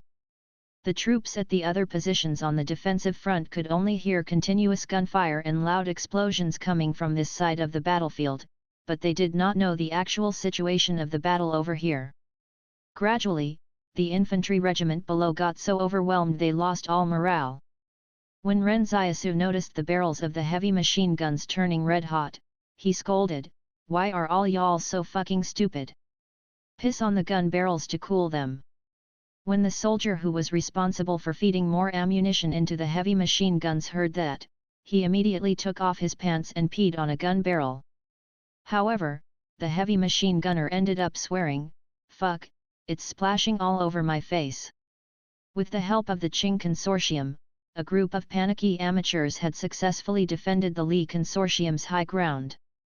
Many people would play down the power of heavy machine guns as they felt that it was just a gun no matter what. How could it be as powerful as artillery? But war was never about specifications alone.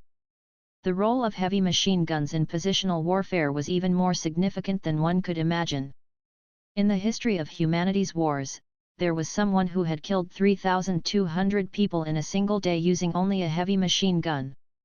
Seeing that the infantry regiment had been badly battered, Ren Xiaosu could finally use his binoculars to observe the other defensive positions. But he was surprised by what he saw.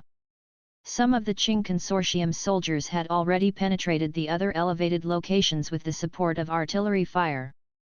Meanwhile, the majority of the Li Consortium's position 313 had been bombarded into a mess, and the heavy fire positions deployed on the high ground were forcefully broken through by the Qing Consortium.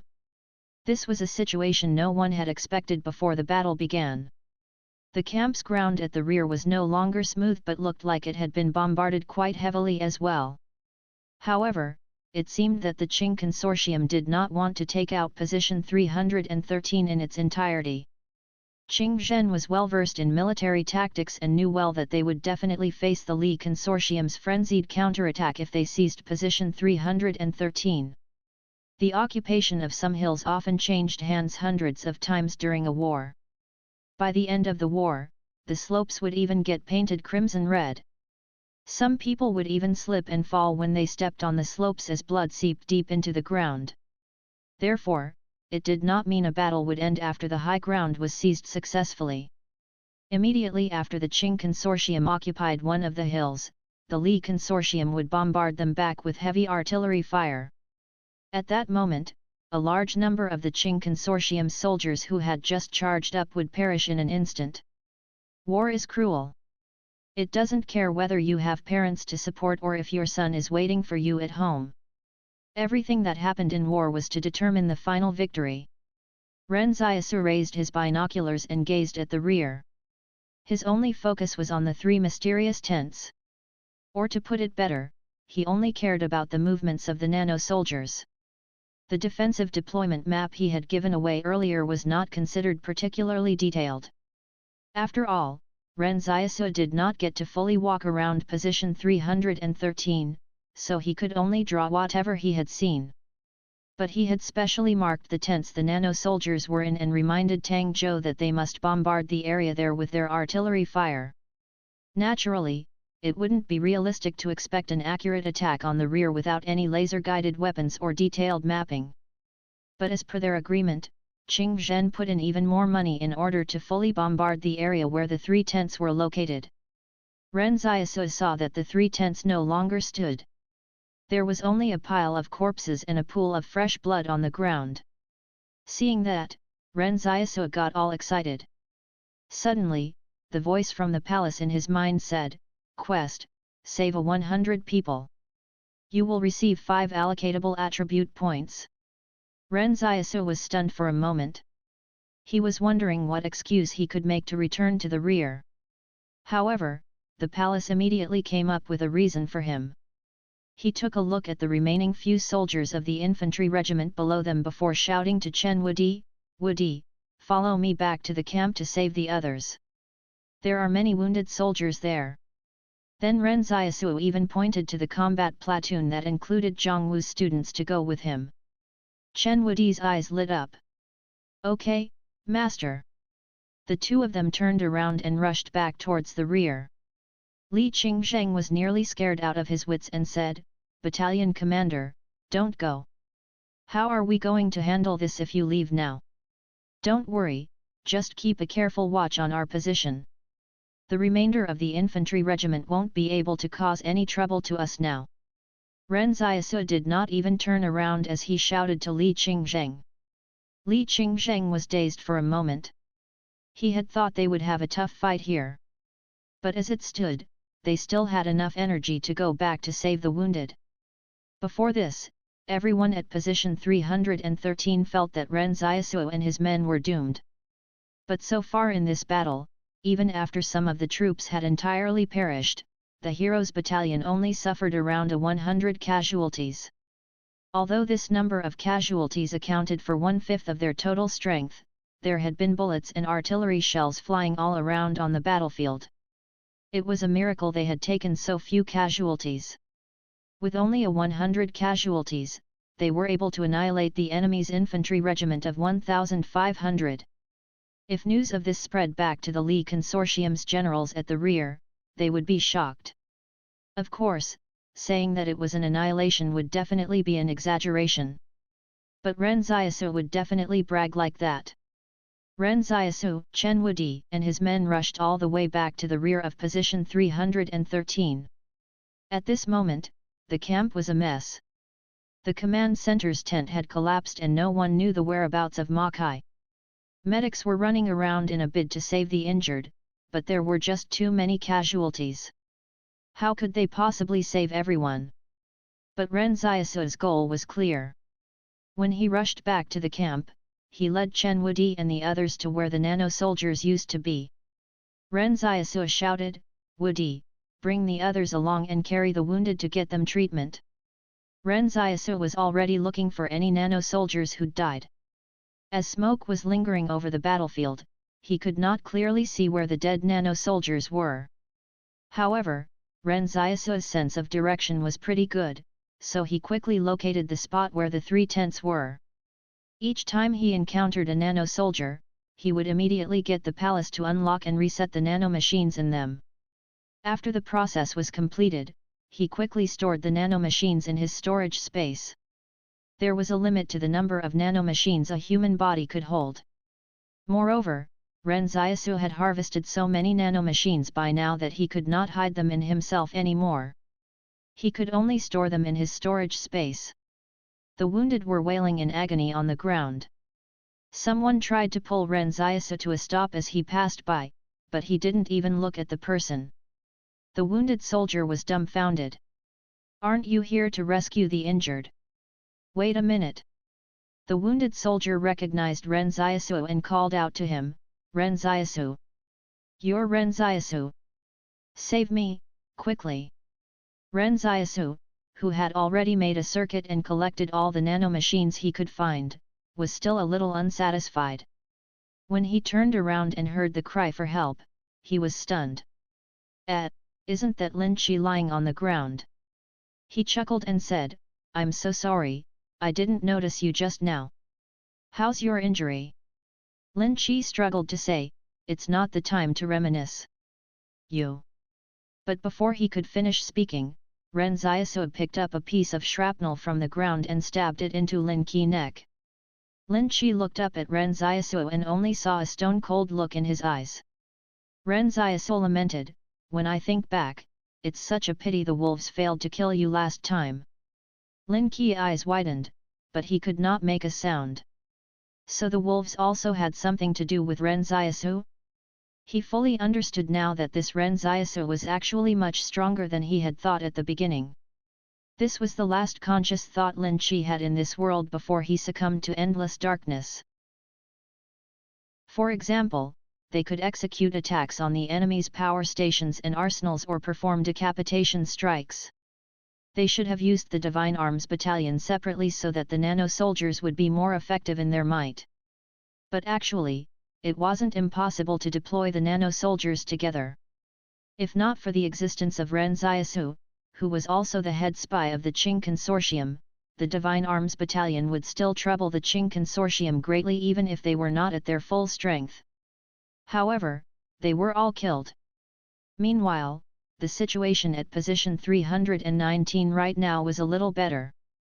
The Qing Consortium was only planning on feigning an attack there, so they were a little surprised when concealed nano-soldiers suddenly appeared at the rear of the battlefield. It caught the Qing Consortium off guard and the nano-soldiers nearly even destroyed their heavy firepower in the rear. But it was different at position 313.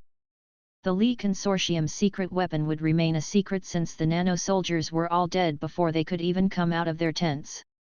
In addition, the greatest advantage of the nanomachines was that they could be recycled. The first batch of nano-soldiers did not matter at all, as the nanomachines in them could be recycled by the organization after they died. The recycled nanomachines would then be used to put together another group of nano-soldiers. But after Ren Xiaosu came to the Li Consortium, there were fewer and fewer nanomachines that could be recycled. Ren Xiaosu had single-handedly turned a renewable weapon into an expendable weapon. This time, Ren Xiaosu had harvested a considerable amount of nanomachines. Not counting the external armor for his leg, he might even be able to share the remaining nanomachines with Zhongwu's students after giving some of them to Yan Liuyuan. At this moment, Ren Xiaosu saw some of the nanosoldiers' field packs scattered on the ground. He opened one of them and found a heavy, metallic, black box inside. He wondered what it was used for. Ren Xiaosu's eyes lit up. Could it be possible that this thing was used for wireless charging? Thinking of this, Ren Xiaosu picked up 3 of the intact boxes and stuffed them into his storage space. Whether they were useful or not, he would just take them. He wasn't going to take any chances. Today, Ren Xiaosu had given the defensive deployment map to the Qing Consortium that enabled them to take out Position 313 successfully while eliminating Qing Zhen's dissidents at the same time. Meanwhile, Ren Xiaosu was also able to harvest a lot of nanomachines thanks to the Qing Consortium.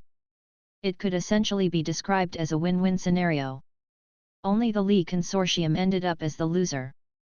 At this moment, the Li Consortium troops stationed at the front line of MT Qingsheng was up against the Yang Consortium's Armored Brigade and Infantry Division. The battle over there was even more intense than the battle here between the Qing Consortium and the Li Consortium. The Yang Consortium had yet to breach the Li Consortium's defensive line because there wasn't a character like Ren Xiaosu over there. Chen Wudi and the others had already located quite a few wounded and were carrying them towards the medical center. Ren Xiaosu casually picked up a wounded soldier in the camp and placed him over his shoulder before catching up with the rest of the group. When they arrived at the medical center, the nurses and doctors were all covered in blood. Ren Xiaosu spotted Colonel Ma Kai lying here as well, but he was unconscious. When the nurses saw Ren Xiaosu and his men, they were all stunned. These people were not medics, so why were they helping to carry the wounded here? The doctor asked, "Which orbit are you from?" Chen Wudi said proudly, "We're from the Heroes Battalion." When one of the wounded soldiers heard that, he was stunned. "Weren't y'all at the front line? Why do you look totally unaffected?" Ma Kai was awoken by the noise. When he saw Ren Xiaosu, he flew into a rage. "Did you abandon your posts?" Ren Xiaosu said unhappily, "How can you say that?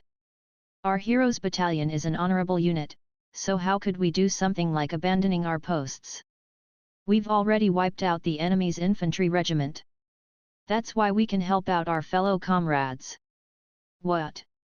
Ma Kai exclaimed. "Even if you want to lie, you should at least make up something sensible. How could you have wiped out the infantry regiment with only fucking refugees in your troops?"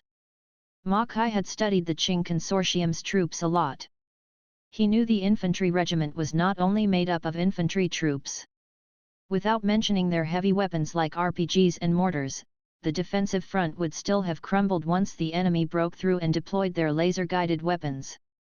The fucking Heroes Battalion was made up of refugees and issued with only 4 heavy machine guns, yet they claimed to have wiped out an entire infantry regiment? Were they dreaming or something? Everyone thought the Heroes Battalion would get annihilated on the battlefield. But they were all still alive and kicking by the end of the battle. It was as though they were completely unaffected by the attack. Everyone in the medical center found this outcome unacceptable. Ren Xiaosu giggled. "You'll understand if you go outside and have a look at the battlefield. I don't have time to waste with you now. There are still other people waiting to be saved by me." Since Ren Xiaosu had finished collecting the nanomachines, he would have to start doing the quest seriously. As the requirement of the quest was to save 100 people, he was still far from completing it, having only saved 1 person just now. This was the first time the palace had informed him in advance about the reward when assigning him a quest. Furthermore, the reward this time was for 5 allocatable attribute points. Previously, the quests only rewarded him with either 1.0 strength or 1.0 dexterity each time. But for this quest, he could choose the allocation of the points himself and would even be awarded with 5 points. It could be said that the reward this time was rather generous. Thinking of this, Ren Xiaosu rushed outside. 2 medics happened to just be carrying a stretcher back. When Ren Xiaosu saw them, he immediately shouted, "Put that down, I'll carry it." The medics were startled. "It's fine, you don't have to. We can carry it by ourselves." Ren Xiaosu's expression darkened. He pointed his pistol at the medics. "I said let me carry it. Don't you understand what I'm saying?" Chen Wudi sighed from behind. Master's killing intent is so strong even when saving people. All of a sudden, reinforcements sent from the rear arrived at position 313. Just as Qing Zhen had predicted, additional troops would be deployed here from the rear to engage in a seesaw battle with the Qing consortium after position 313 and position 319 were subjected to fierce attacks. And this was exactly what Qing Zhen wanted to see. Ren Xiaosu carried the wounded soldier into the medical center and watched the newly arrived troops at the same time. He discovered a very strange group of soldiers among them. The soldiers were extremely disciplined and orderly in their movements and gave Ren Xiaosu an odd feeling. But he had no time to care about this as he carried on fulfilling his quest requirements by snatching even more wounded soldiers to save. This quest alone delayed Ren Xiaosu for about an hour. When Ren Xiaosu heard the palace informing him he'd completed the quest, he immediately allocated 4.0 points to his dexterity and 1.0 point to his strength. Ren Xiaosu's current strength was now as high as 10.5, and even his dexterity had reached the level of 10.1. Ren Xiaosu's muscles were further refined once more, and his entire body became leaner again. He now looked like a young man who did not exercise much, but he actually possessed amazing strength. The voice from the palace said, "Due to your strength and dexterity attributes exceeding the threshold," just as Ren Xiaosu tried to listen to what the palace had to say, a surprising turn of events occurred in the medical center. As such, he lost interest in what the palace was saying and looked at the medical center instead. He saw someone in the medical center yelling angrily at Chen Wudi, "Get lost! If not for the presence of your heroes battalion here at position 313, would Qing Zhen deploy his main forces to attack us? I don't need your hypocritical help to save people here." When Ren Xiaosu looked at Chen Wudi, he saw Chen Wudi walking out of the medical center quietly without saying a word. Ren Xiaosu patted him calmly on the shoulder. "Let's go, we'll head back to our position for now." "Okay," Chen Wudi replied in a low voice.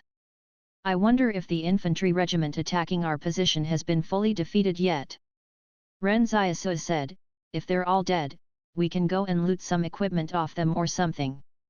"Okay." Chen Wudi still replied simply. "What do you want to eat tonight?" Ren Xiaosu asked. "Master, can we have some fried rice with sausage?" Everyone in the medical center watched as the two walked away. They didn't even know what to say. Ren Xiaosu felt that they could not skip meals even though they were fighting a war. Furthermore, Chen Wudi was even craving fried rice with sausages. Hearing artillery fire blasting the high ground next to them, Li Qingzheng hesitated before asking, "Is it really all right for us to start eating at a time like this? What's wrong with that?" After Ren Xiaosu lit the firewood, he placed the metal pot over it. "Didn't we already complete our mission? Besides, we're still fighting the battle anyway. We're still pinning down that infantry regiment halfway up the mountain." Even though the regimental commander was still alive, he no longer wanted to attack this high ground. More importantly, they had rushed halfway up the mountain in a single breath, all for the sake of providing laser guidance for a missile attack from the rear. In the end, Qing Zhen stranded them here where they could see bullets whizzing past their heads whenever they looked up. Without any supporting firepower from the rear to cover them, they could not escape even if they wanted to. This battle made the regimental commander want to give up. At this moment, Li Qingzheng said, "There aren't many soldiers still standing in that infantry regiment. Why don't we charge down and surprise attack them?" Ren Xiaosu decisively rejected his suggestion. "Our mission is to defend this high ground properly, and that's all we have to do." Regardless of whether they would suffer any casualties from charging down at the enemy, Ren Xiaosu was unwilling to take this risk. After all, Ren Xiaosu was already annoyed and unhappy about the fact that they had been deployed to the most dangerous position of all. When Chen Wudi got scolded at the medical center, did they stop to think for a moment if it was the Heroes Battalion's decision to come to the front line? Even without Ren Xiaosu, the Qing Consortium would still have made a feint attack on position 313. But even a feint attack would still be carried out with real bullets, albeit with a little less firepower. A lot of people would still have died in the end. It was not as though everyone would just be standing there and taunting during a feint attack. As they were discussing this, Ren Xiaosu was cooking the rice and dicing the sausages. A group of soldiers from the Heroes Battalion went to defend the high ground while another group squatted down beside the large pot and waited to eat. Ren Xiaosu split his focus while cooking and looked into the palace at the same time. He remembered that the palace was trying to explain something earlier on, but as Chen Wudi was getting yelled at then, he did not manage to hear the explanation. Ren Xiaosu was taken aback when he read the record of what was typed on the palace's brass typewriter. The line of words was written as such: "Strength and dexterity attributes have exceeded the threshold point. City Buster has now been enabled. Upon activation, the ability will double the host's strength and dexterity for 30 seconds. There will be a cooldown time of 1 day before the next usage." What was this about? Why would an ability like that appear all of a sudden? Although the duration of usage seemed a little short, Ren Xiaosu would have an equivalent of 21.0 strength and 20.2 dexterity after activating it. If this ability were used well, it would be extremely effective. He might even be able to catch his enemies off guard with it. But what was the threshold point the palace was talking about? Was it reaching 10 points in his attributes? Did it mean that he would gain another ability every time he exceeded 10 attribute points? So it turned out that there would be additional rewards whenever his physical fitness surpasses a certain level. Thinking of all this, Ren Xiaosu added the sausages into the pot and gave it a few stirs with a ladle. Li Qingzheng was watching from close by. The fried rice was still not ready yet, but the high ground next to their position had already changed hands twice in this period. Such an intense battle was going on over there. But something felt strange. The Qing Consortium was no longer sending any more troops to attack them at this position. When the fried rice with sausages was done, Ren Xiaosu immediately scooped out a bowl for Chen Wudi. This bowl of fried rice was scooped in a particular way for him. After Chen Wudi took it from Ren Xiaosu, he realized the bottom of the bowl was full of meat. Ren Xiaosu left the ladle into the pot and said, "All right, you guys help yourself. The battalion commander isn't going to serve you all." After saying that, Ren Xiaosu went and sat next to Chen Wudi. "How does it taste?" "It's delicious." Chen Wudi smiled brightly, his lips glistening with oil. "Master, why do you treat me so well?" Ren Xiaosu already realized that the more Chen Wudi came into contact with the evilness of this world, the more clear-eyed he became. Chen Wudi no longer addressed Luolan as Benbo or Ba like before when he saw him, and would often keep silent and even remain so for long periods. As a result, Chen Wudi was now beginning to sound more like a normal person whenever he spoke. Ren Xiaosu did not know whether it was a good or a bad thing. He sighed and said, "When I listened to Mr. Zhang's lessons in the past, I once thought about being a good person. But I gave up after realizing that it was not easy to be good." When Chen Wudi heard that, he got back to eating and did not say another word. Ren Xiaosu continued to lament, "Sometimes, I feel a little ashamed whenever I see you. That's because the light in my heart has probably already been extinguished. So even though I'm clearly not a good person, I still hope that you'll be a good person. Perhaps that makes me a little hypocritical. But it's only when I'm trying to protect you that I get this misconception. It's like the light in me hasn't been snuffed out yet. Somewhere in Stronghold 108, there was a huge secret base deep in the basement of a garment factory. Hu Shuo had attempted to thoroughly investigate this place, but his people had never been able to infiltrate it.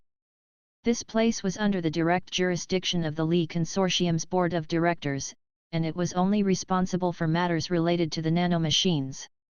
Very few people knew there was still a small armed force here in the basement of the garment factory. An incandescent white light was hanging from the ceiling in a room underground. A middle-aged man was sitting in front of a blackboard and thinking about something.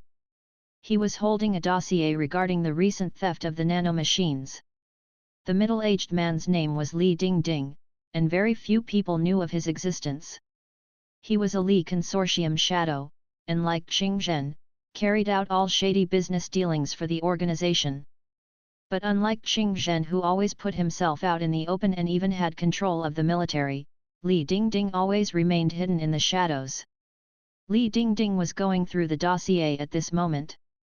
A lot of the evidence in it was pointing to a supernatural being named Su Xianchu, a suspected spy of the Yang Consortium, who had probably come here to gather nanomachine samples for the Yang Consortium. However, Li Dingding felt that something was amiss after reading the file.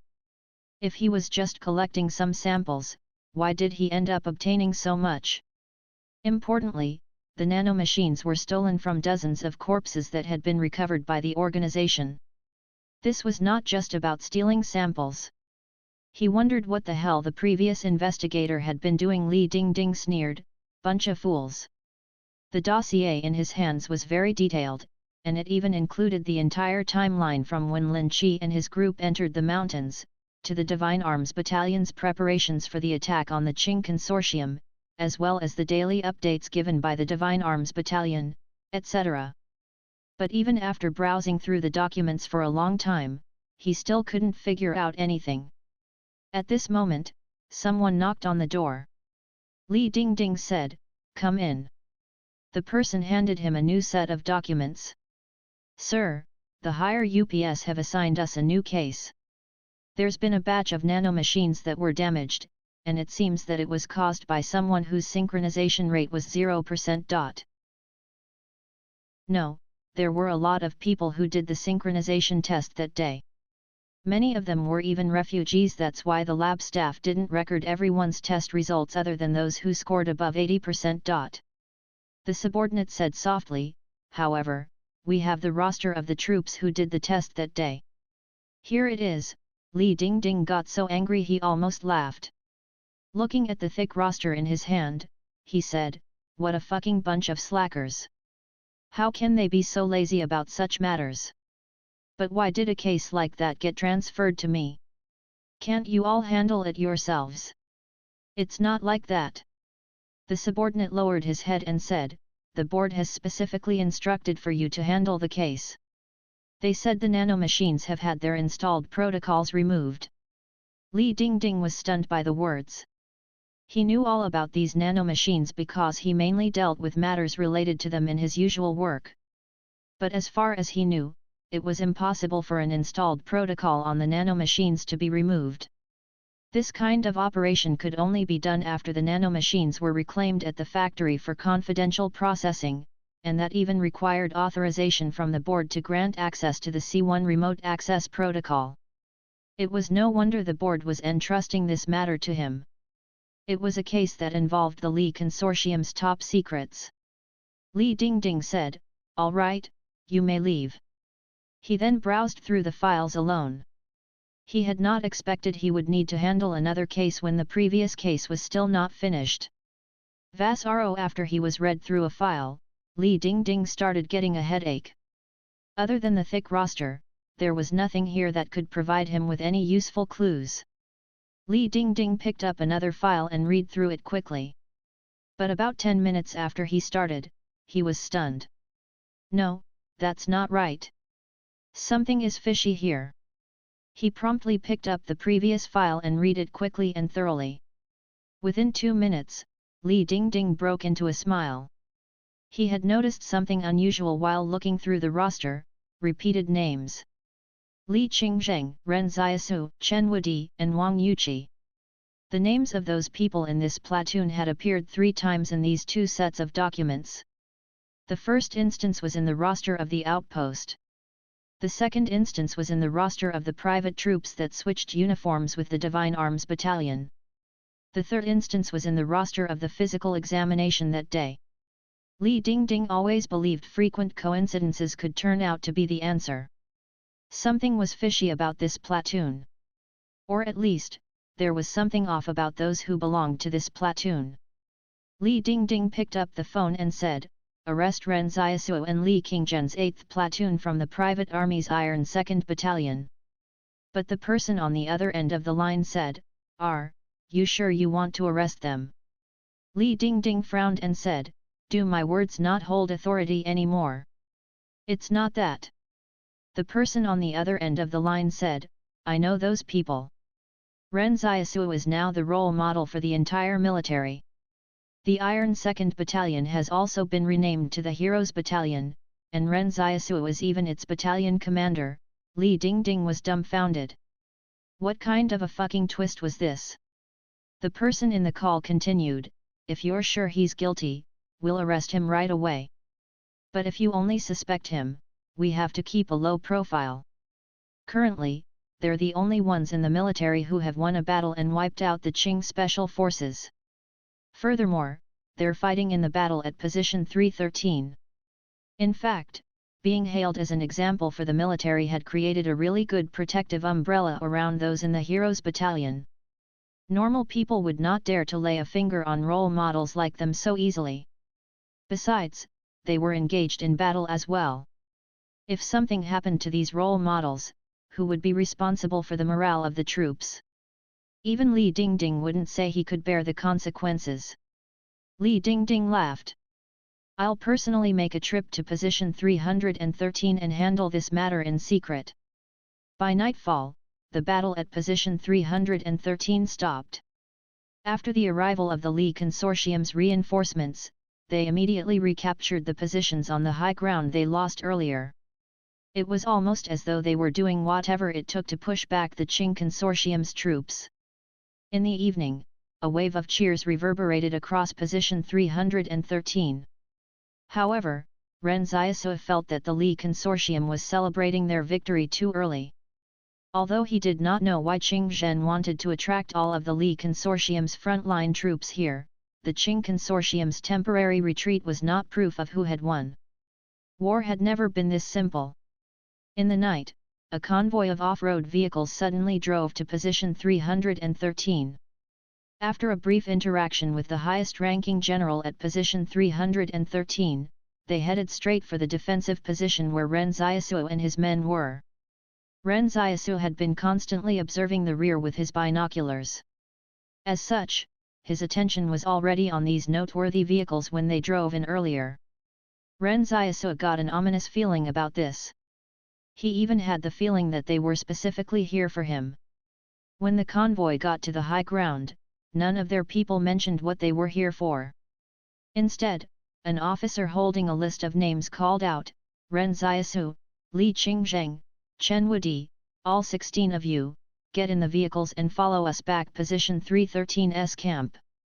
Ren Xiaosu and Li Qingzheng looked at each other.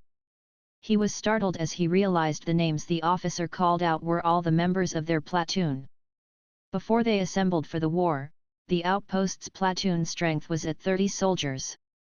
One of the soldiers was even forcibly taken from another platoon. But now, there were only 16 members left in their platoon after fighting 2 battles. Ren Xiaosu was tempted to force his way out of this situation. But since they had already named him explicitly, it would be too easy for them to locate Yan Liuyuan and the others in the stronghold by following the clues. If Yan Liuyuan got caught, the situation might turn out even worse than it already was. Right now, the soldiers around them were low-key aiming their guns at them. If Ren Xiaosu ran away at this time, all 8 of Zhongwu's students would probably perish here. Moreover, Ren Xiaosu realized that the 30 soldiers who tried to surround them all looked like nano-soldiers. Li Qingzheng whispered, "Xiaosu, what's going on? Don't worry, let's go with them for now." Ren Xiaosu decided to follow these people back to the camp at position 313 first. He needed to wait for an opportunity, but he could not tell the others about his plan yet. Back at position 313's camp, 2 military tents had been specially vacated.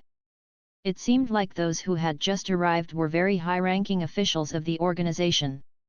Even position 313's recently assigned general behaved very politely to them. After these people arranged for Ren Xiaosu and his men to sit in a tent, a middle-aged man smiled and introduced himself. "Good evening, everyone. My name is Li Dingding. I'm just here to investigate some matters, so please don't panic too much. After all, you're our Li Consortium's war heroes. If there are any misunderstandings during this period, please forgive me." Even though Li Dingding spoke in a polite manner, Ren Xiaosu felt that his intentions were not good. Furthermore, he had singled out their platoon for the investigation, so there was a high chance they had already found out something. It was just that Ren Xiaosu did not know how much information had already been revealed. But that didn't matter to him. Ren Xiaosu was just waiting for an opportunity. Li Qingzheng asked softly, "Xiaosu, will we get betrayed?" "I don't know." Ren Xiaosu shook his head calmly. Although he did not know what Li Dingding was trying to investigate, he wasn't sure if anyone would betray him even though all of them had supported each other so far along the way. Wei Jianjiao was taken to the other tent where a table and chairs had already been set up. Li Dingding asked, "Has anything strange happened in your platoon recently?" Wei Jianjiao shook his head. "No, sir." "Let me refresh your memory a little," Li Dingding smiled and said, "The wolf pack, the nano-soldiers, Li Qingzheng, Ren Xiaosu, at this moment, something interesting happened." Li Dingding was only testing him by throwing out some unrelated words. But when he brought up the wolf pack, Wei Jianjiao's pupils constricted. When he mentioned the nano-soldiers and Li Qingzheng, his pupils went back to normal. Then when he said Ren Xiaosu, his pupils constricted again. Pupillary response is usually caused by a reaction to light. When there is a greater intensity of light, the pupils constrict to decrease the amount of light entering the eye to protect it from damage. But pupillary constriction can also be affected by one's emotions. When a person is nervous, the pupils will shrink in size. Similarly, the pupils will dilate if a person gets excited. As for pupils that became fully dilated, that would mean the person died. Just like Li Shenton had said, the subconscious was in control of too many secrets of the human body, yet the subconsciousness could not be controlled by humans. Li Dingding smiled as he switched to a comfortable sitting position and said to Wei Jianjiao, "How about this? I'll put it another way. If you can tell me about all the strange goings-on in your platoon, I'll reward you with a 100,000 yuan and a stronghold resident status as well. I can even find a job for you so you'll have nothing to worry about for the rest of your life." Wei Jianjiao covered his mouth and refused to say anything.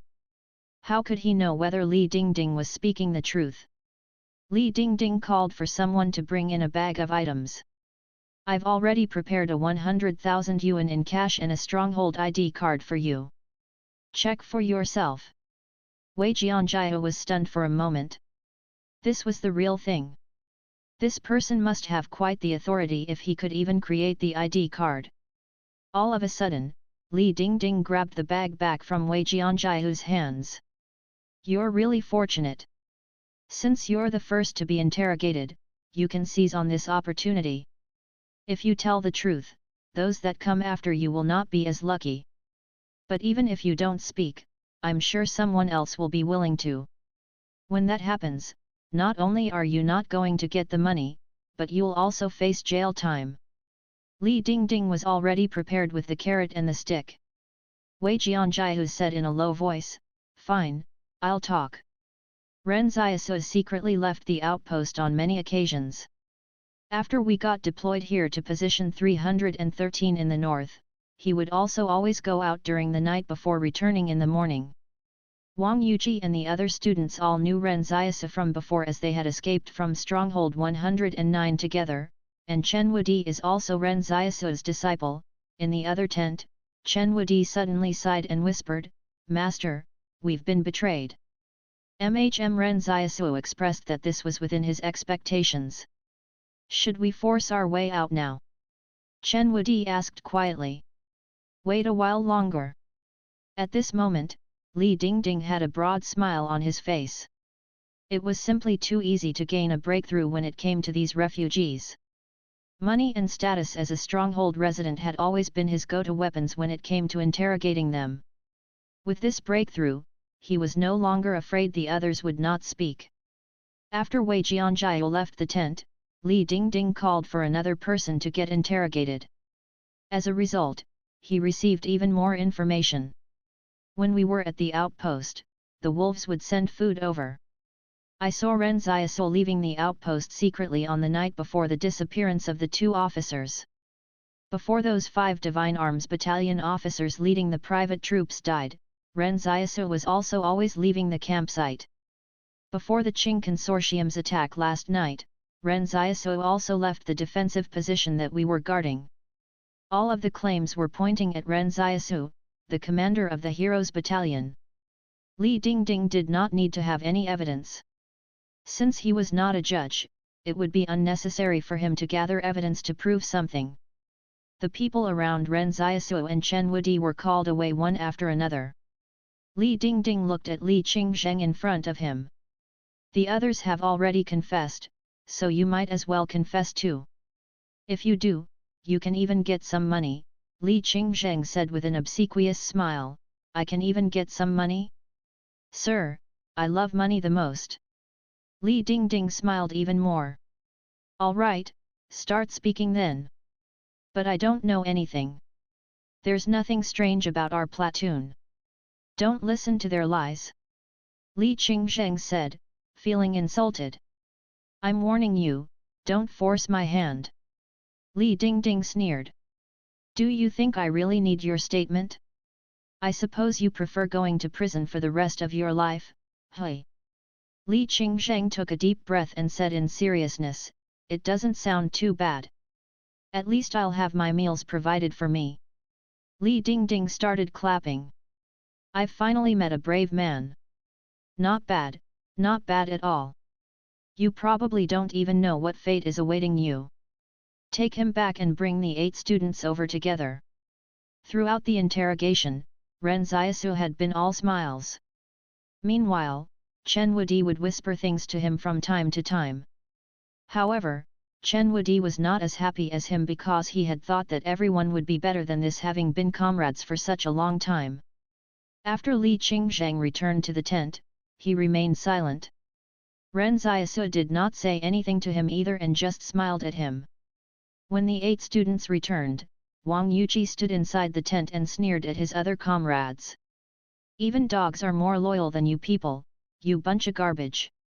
"That's enough, sit down," Ren Xiaosu said with a smile. What did not disappoint him ultimately was still how Zhongwu's students were as tough as they appeared to be. Zhongwu had not made her sacrifices for them in vain. Ren Xiaosu and Chen Wudi were the only 2 people who were not interrogated yet.